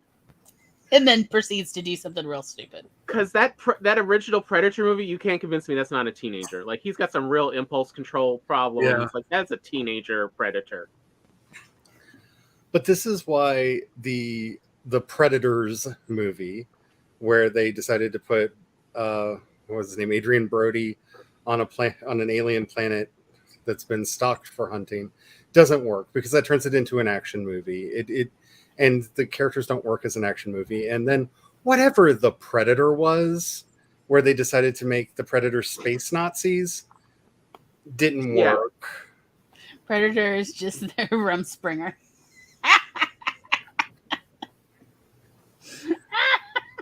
Because you have to have that sense of horror in there, because that's what makes the stories work. And I agree that cosmic horror makes it even better. Because I'm like, what is it about they lose their mind and then they go to the Predator? Like, what is happening? Why are they like all getting into self-harm before they go to the Predator? And I'm like, it's cosmic horror. Because that is the most interesting thing about a lot of the movies that are on the list is you could make arguments that so many of these, The Devil's Advocate is at its heart trying to be a cosmic horror. It is not, because Al Pacino is too Al Pacino in this movie. Right. To be anything other than Al Pacino. Isn't that the truth? Talking people into being naughty. I mean, and he's really not an attractive man in this movie, and yet people still keep going like... Yeah. There's not that much charisma. It's very much in that scent of a woman phase. Which I think he's still in. Like, I haven't forgiven him for The Hunters. I don't know that I'll ever forgive him for The Hunters, but that's a whole other episode we could do at some point. Yeah, we could do that. But when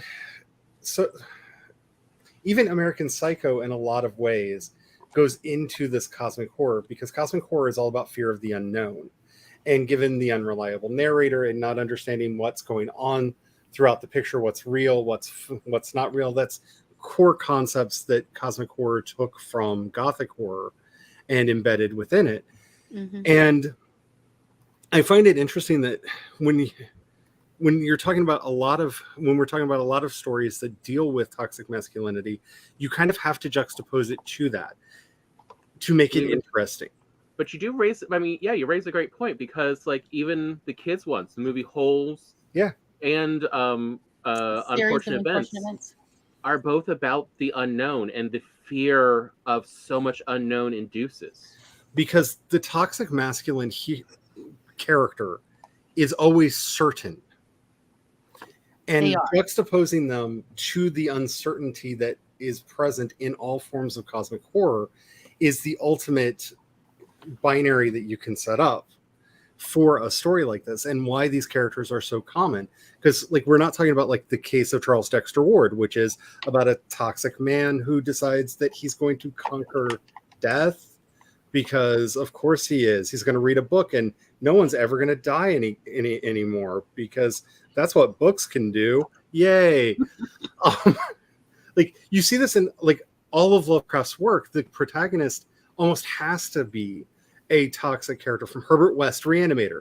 Toxic man decides, I'm going to make everybody into Frankensteins because then no one will have to die, because he really had a fear of death, y'all. Turned out not without reason. Yeah. But, you know, you see how this is all, that juxtaposition makes the horror hit so much harder, because the character, you have to be toxic at some level to be surprised. Hey, Spence. When the terrible thing happens. Hi, Spence. And you see this even in Jaws. Most of our characters in there have very strong toxic masculine traits. Why? Because they have to be surprised that a shark will shark and doesn't just bow to their masculine You mean authority. shark all the sharking time? Yes. They shark everywhere, y'all. And But yeah, like Noah says, quote, Charlie said what I was thinking. Toxic masculinity is the answer to cosmic horror. And I would like to point out, uncertainty is the literal nature of human existence. yes. Everything is uncertain. We are all hurtling through space on a rock. There is no certainty. There is no ground. It is all an illusion. So, hi, welcome to real life. You are all living cosmic horror. But that's why So toxic masculinity, this whole certainty, that's the insanity. And that's something you see in all of these movies. The Ghost in the Darkness. I can't believe that a lion would have the audacity to be a lion. Why are lions lying? I thought like when they met my, masculine scent, they would quit lioning and lay down like a lamb. No, honey. What is it? What is that movie called? The Gray? How dare the wolf be a wolf? Just a lot of these kinds of movies, the protagonist is a toxic masculine character, because if they're not, why would they be surprised when nature natures? Mm-hmm. It does not bow down to their authority. It is almost a prerequisite of these genres.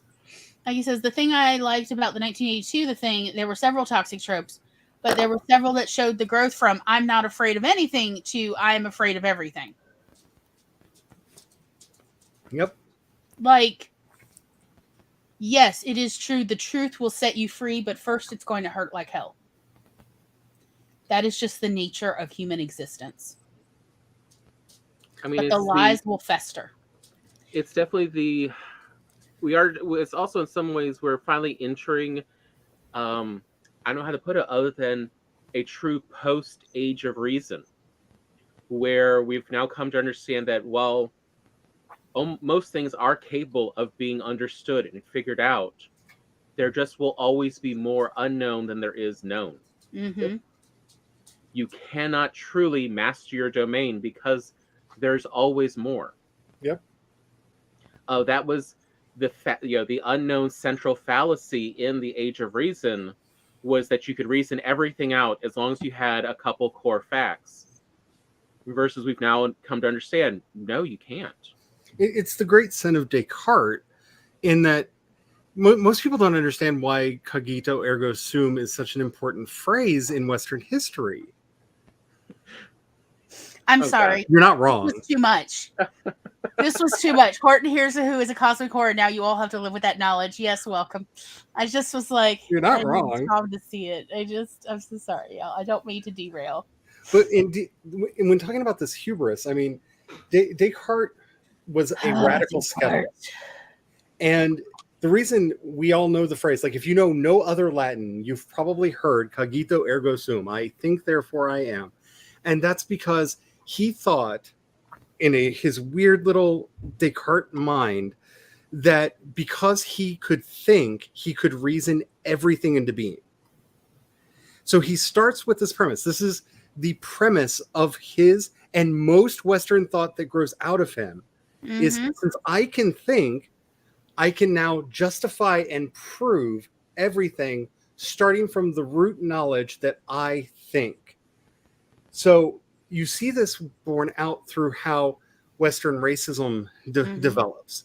How can you justify the ownership of other humans? Well, they don't think, or at least they don't think the way we do. You see that being put in. Yeah. Misogyny takes on a very different character from this point forward, where women who were just seen as stained and, you know, they bleed because Let us not forget the Greek idea of men loving men is sacred love, but Yeah. women loving anybody is common and dirty and lowly. And now, Like, it's marred by the womanliness of like who's loving. Like, what? I'm and sorry, post what? Descartes, you have this argumentations coming in that, oh no, women are just, they don't think like men do. And therefore they don't count. And therefore they don't count. Because you'd have to think like men in order to count. And that is the core sin at the heart of everything that we're talking about with this toxic masculinity. It is that root narcissism of, well, I exist, therefore everything I deem as normal, as average, and as common is the law. That's the rule. Anything that deviates from what I see as natural, common, and average is aberrant or deviant, and I have the authority to control it, to sway it to my will. And that really comes out of this Enlightenment ideal of, well, since I have brain and am thinking, I can literally will the universe into being. And that is what manly men do. Yeah. Like, that's also part of it, of the toxic masculinity versus just, all right, so you identify as masculine. Cool for you. Enjoy your flannel and your axes. I don't know, whatever. But the toxic part is that real men craft their reality. Real men control people into their reality.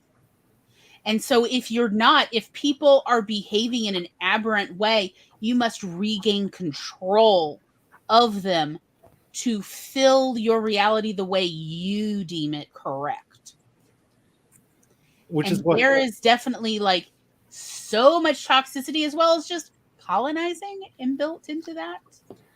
Which is why characters like Ron Swanson play with this idea where when you first meet him, you're like, oh, he is so he's the toxic one. He is going to be so bad. But he actually practices what he preaches. And so, well, she just enjoys it this way. So that's fine. You know, he actually does have a lit and let live. It's not just words that he says. It's not just a slogan. Mm-hmm. And it allows him at times throughout that series to be vulnerable.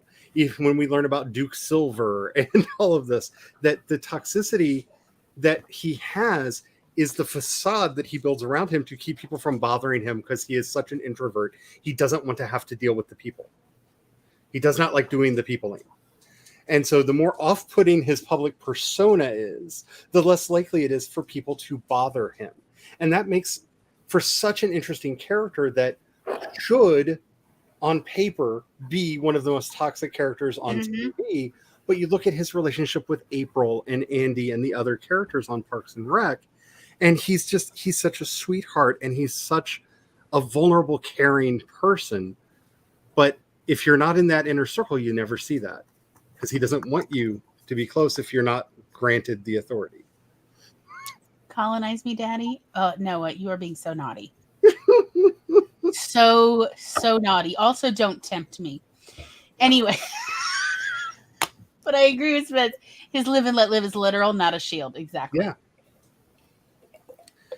And that's where it gets really interesting, seeing people playing with these ideas of masculinity, from the way Nick Offerman's entire career has been playing around with this idea of what, because he really has that John Wayne persona without the toxicity that goes along with it. Yeah, he's defanged the John Wayne persona. Yeah. And it's really interesting to see that work. And again, like I was talking about earlier with the works of James Gunn, where you see him playing around with a lot of these ideas. And like Star-Lord should not be as vulnerable as he is. If he was created in any other time period, that character would not be allowed to be as vulnerable. His actions in Infinity War would have been strictly out of vengeance, not out of pain. But it's out of pain that he attacks Thanos and causes the plan to fail, not because, well, I know better. That's a facade. That is the way he wants people to think about him, so they don't see his vulnerability, but the vulnerability is still there. And all of his characters are still working on themselves because he wants to bring in those people. Like Peacemaker does this so well. Peacemaker on paper is the most toxic masculine character ever. And like in episode 1, we see him crying. And he convinces his friend that he's not crying, he's doing facial exercises. How do you think my face looks like this? How do you think I have these muscles on my face? I have to do my facial exercises. And I will admit, of all actors, I could I definitely see John Cena like really wanting to go with this. Right? Like he has definitely been against the toxic masculinity of wrestling, the way it developed, and has done a lot to try to, defang it.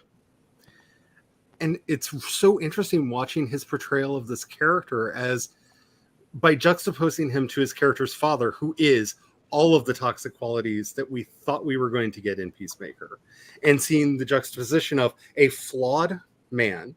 Like no one would say that Peacemaker is not flawed. I'm not making that argument at all. But to see him juxtaposed between somebody who arrogantly accepts doesn't even see his flaws as flaws, thinks that they are strengths, and is not willing to budge or to change. Seeing those put together in a way that I think, at least from my experience of talking to the few cis straight men that I do talk to, has really affected them in a way that they've gotten to see, oh, this is what you're talking about when you say toxic masculinity. It's the difference between Peacemaker and his dad. I'm like, yeah, a lot of it is the difference between Peacemaker and his dad. And of course, like Peacemaker still has some toxicity he needs to get rid of. But that is kind of the plot of the show, is the detoxification of this character. As he's learning, hey, maybe it's okay to be liked. Maybe I can be liked. Maybe my dad was wrong and I'm not unlovable. And I'm kind of happy to be living in a state where we're seeing people actually explore the other side of these tropes and looking for honest answers to what does it mean to be masculine and not problematic. Mm-hmm. Well, that's partly why we wanted to explore this in this season of Creative Recharge, is to give writers ideas as well as like inspiration, such as the movies that we talk about each episode, to like, so people can really differentiate, because we saw in discussing this with fellow writers that there is some confusion or muddiness about differentiating positive gender roles versus toxic gender identification and how that plays out in characters. So, I mean, that's pretty much the goal of this entire season, is let us try to at least discuss it so that maybe, we can help writers actually do the thing they want, which is they want the characters that are functional to be functional in reality, and the characters that are dysfunctional to be actually dysfunctional in reality in the story. And that's also why we're doing this in the order we're doing this, which is, yes, we showed you the positive forms of both gendered and non-gendered, and special case gendered. Well, and then we went to the top, and then we went to toxic versions of these genders, and then the last part, what are we calling them, Gloria? Well, I mean, since you asked, next week's episode is about female characters defeating toxic gender roles. Then the week after that, September 12th, will be male characters defeating toxic gender roles, and September 19th will be cooperatively defeating or becoming less toxic.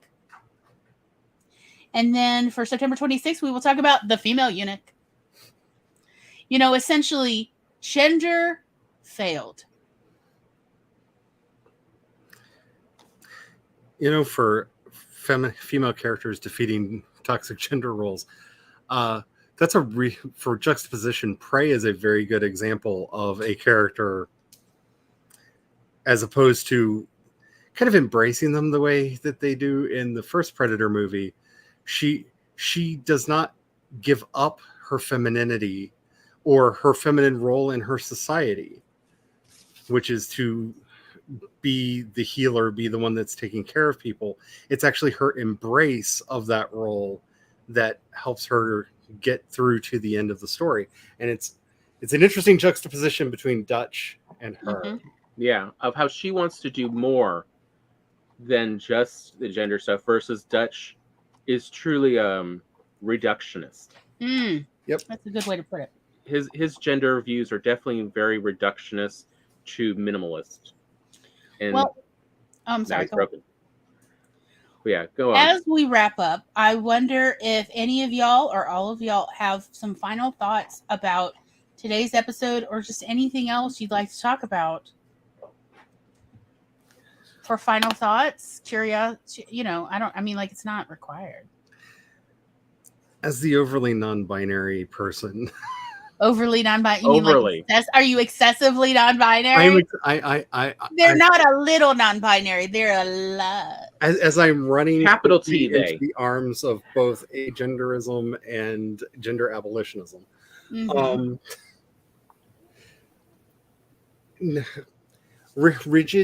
Any rigid adherence to gender binary is toxic. And that's not saying that you can't be a feminine woman or a masculine man. It's saying that you can only be a feminine woman or a masculine man, and really holding to dogmatically to those traits is always problematic, because men, no matter how masculine they are, do have a soft side, and women, no matter how soft and frilly and flower dressed they are, they have a strong side. Like the idea that strength and softness, or however you want to word those two things, are gendered in and of themselves is extremely problematic. And when you're trying to write a well-rounded character, remember both of those will be found in all of your characters.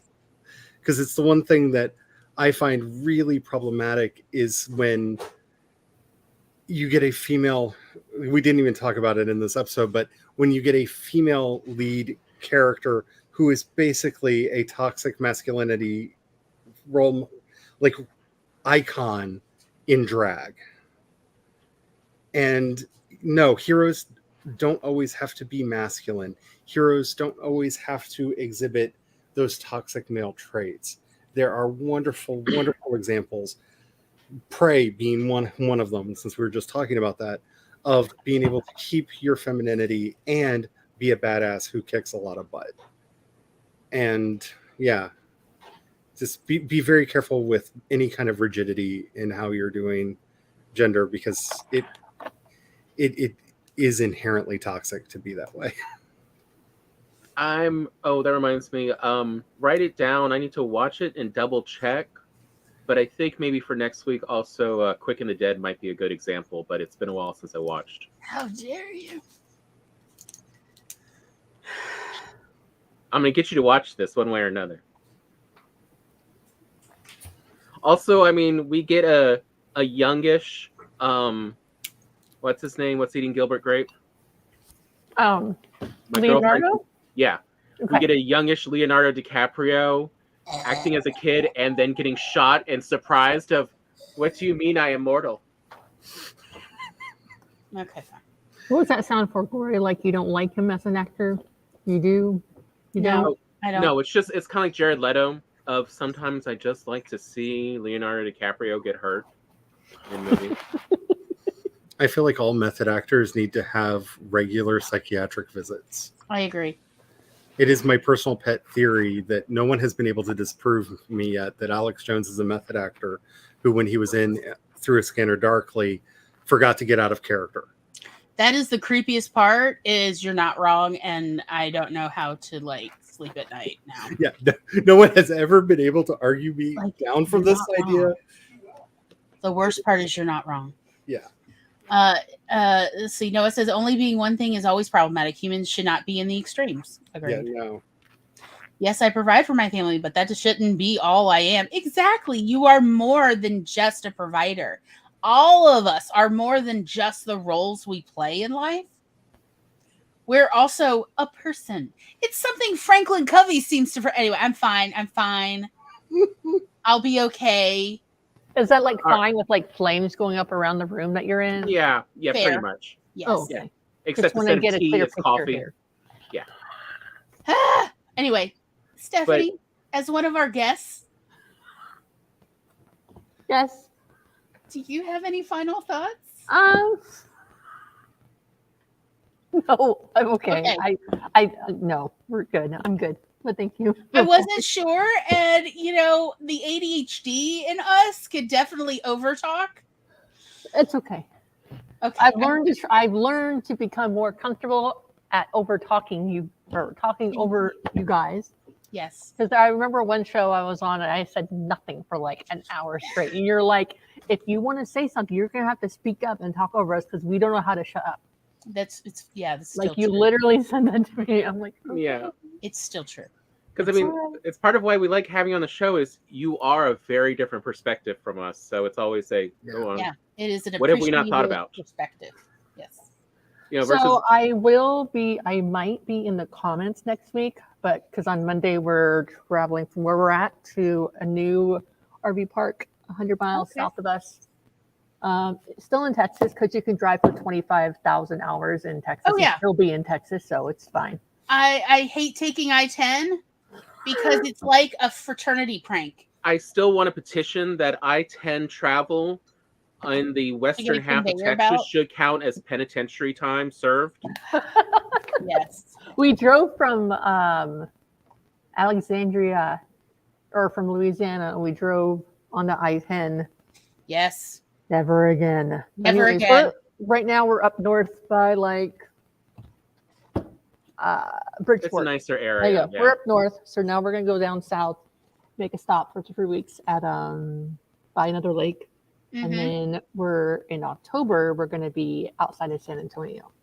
Oh, okay, cool. There will be lots of B-roll while I'm there, so watch out for October San in San Antonio. Antonio will probably be nicer than Yeah, the misfortune I've had of driving through San Antonio in the summer multiple times, and then the misfortune of driving through San Antonio in January during the rainy season that San Antonio is not prepared for, and so there's no place for the water to go on the highways, on the elevated highways. So well, you're just did you see whitewater rafting in a did you see car. how Dallas got flooded out for a couple of days? Yes. Yeah. Well, we're dealing with that too here in South Mississippi. Okay. Thankfully, we have a lot more drainage. We're right now we're on the west side of Dallas, and we're going to stay on the west side of Dallas. Okay, yeah, because I was wondering if you were going to the Braun Hills or not, but that does answer my question. Okay. All right, now Tom, what are your final thoughts?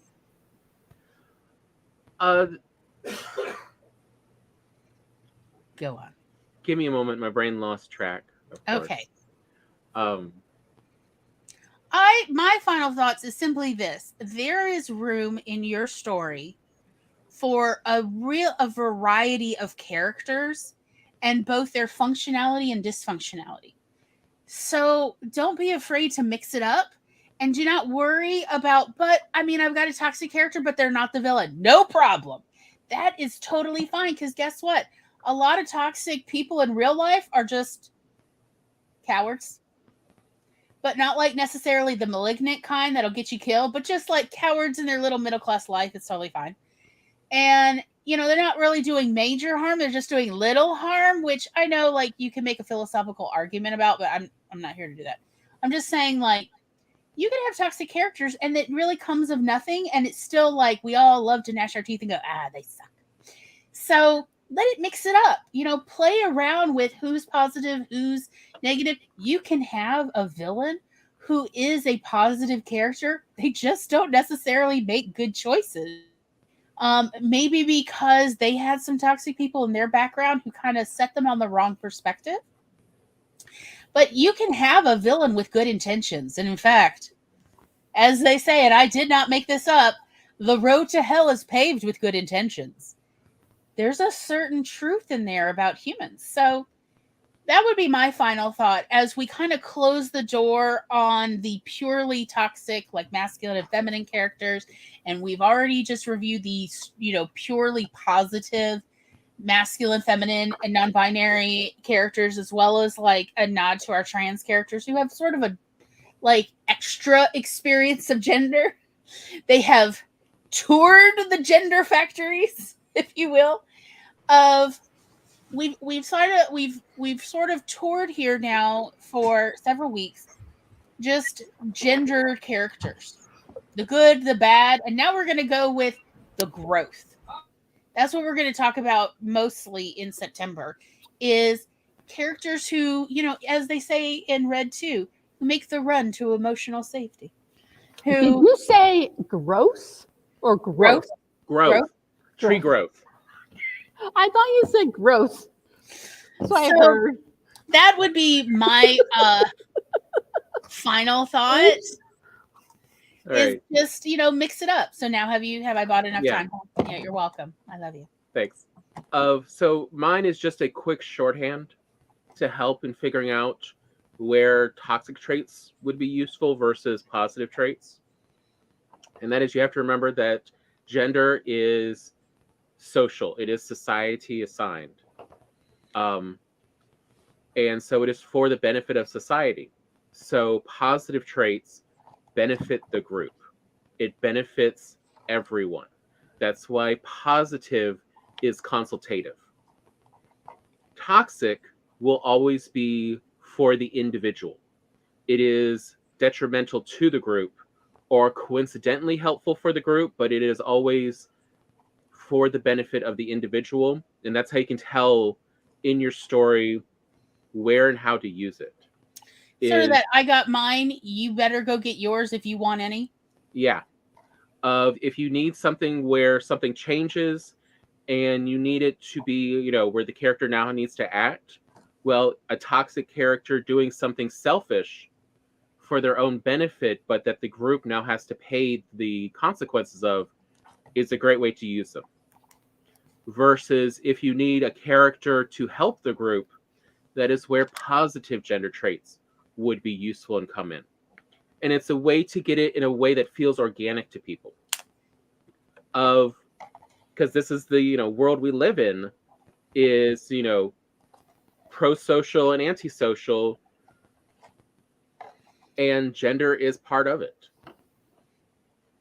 So that's at least to me, an easy way to remember where can I use these tricks of positive traits versus toxic traits. Is, do I need the story to go in a more socially functional or socially dysfunctional way? Or, that I need my character to act. And you pull this in, it doesn't matter how out of left corner, people will just go, oh, well, yeah, I've known those people who act in that gender in that way. And so it's not as much a foreshadowing need. And that's the nice part. It's kind of like tropes. Gender, it comes with its own tropes that your reader will just accept. Gender is a trope. Ain't that the truth? It's a lot of tropes. Yep. It's an entire, web page of tropes in a trench coat. Yep. I agree. Going, I just need one ticket into the movie theater. Well, with that, we'd like to again thank you all, especially if you are still watching this. Thank you so much for staying with us. You all are the reason that we've, surpassed 8,000 watch hours in 2 years. It's been pretty amazing. We're going to keep doing this because y'all keep coming back. And if you are watching the rewatch, please comment and let us know how it's going and what your thoughts are. We definitely want to hear you. Thank you all so much. We will see you next week. Bye-bye. Bye. Bye.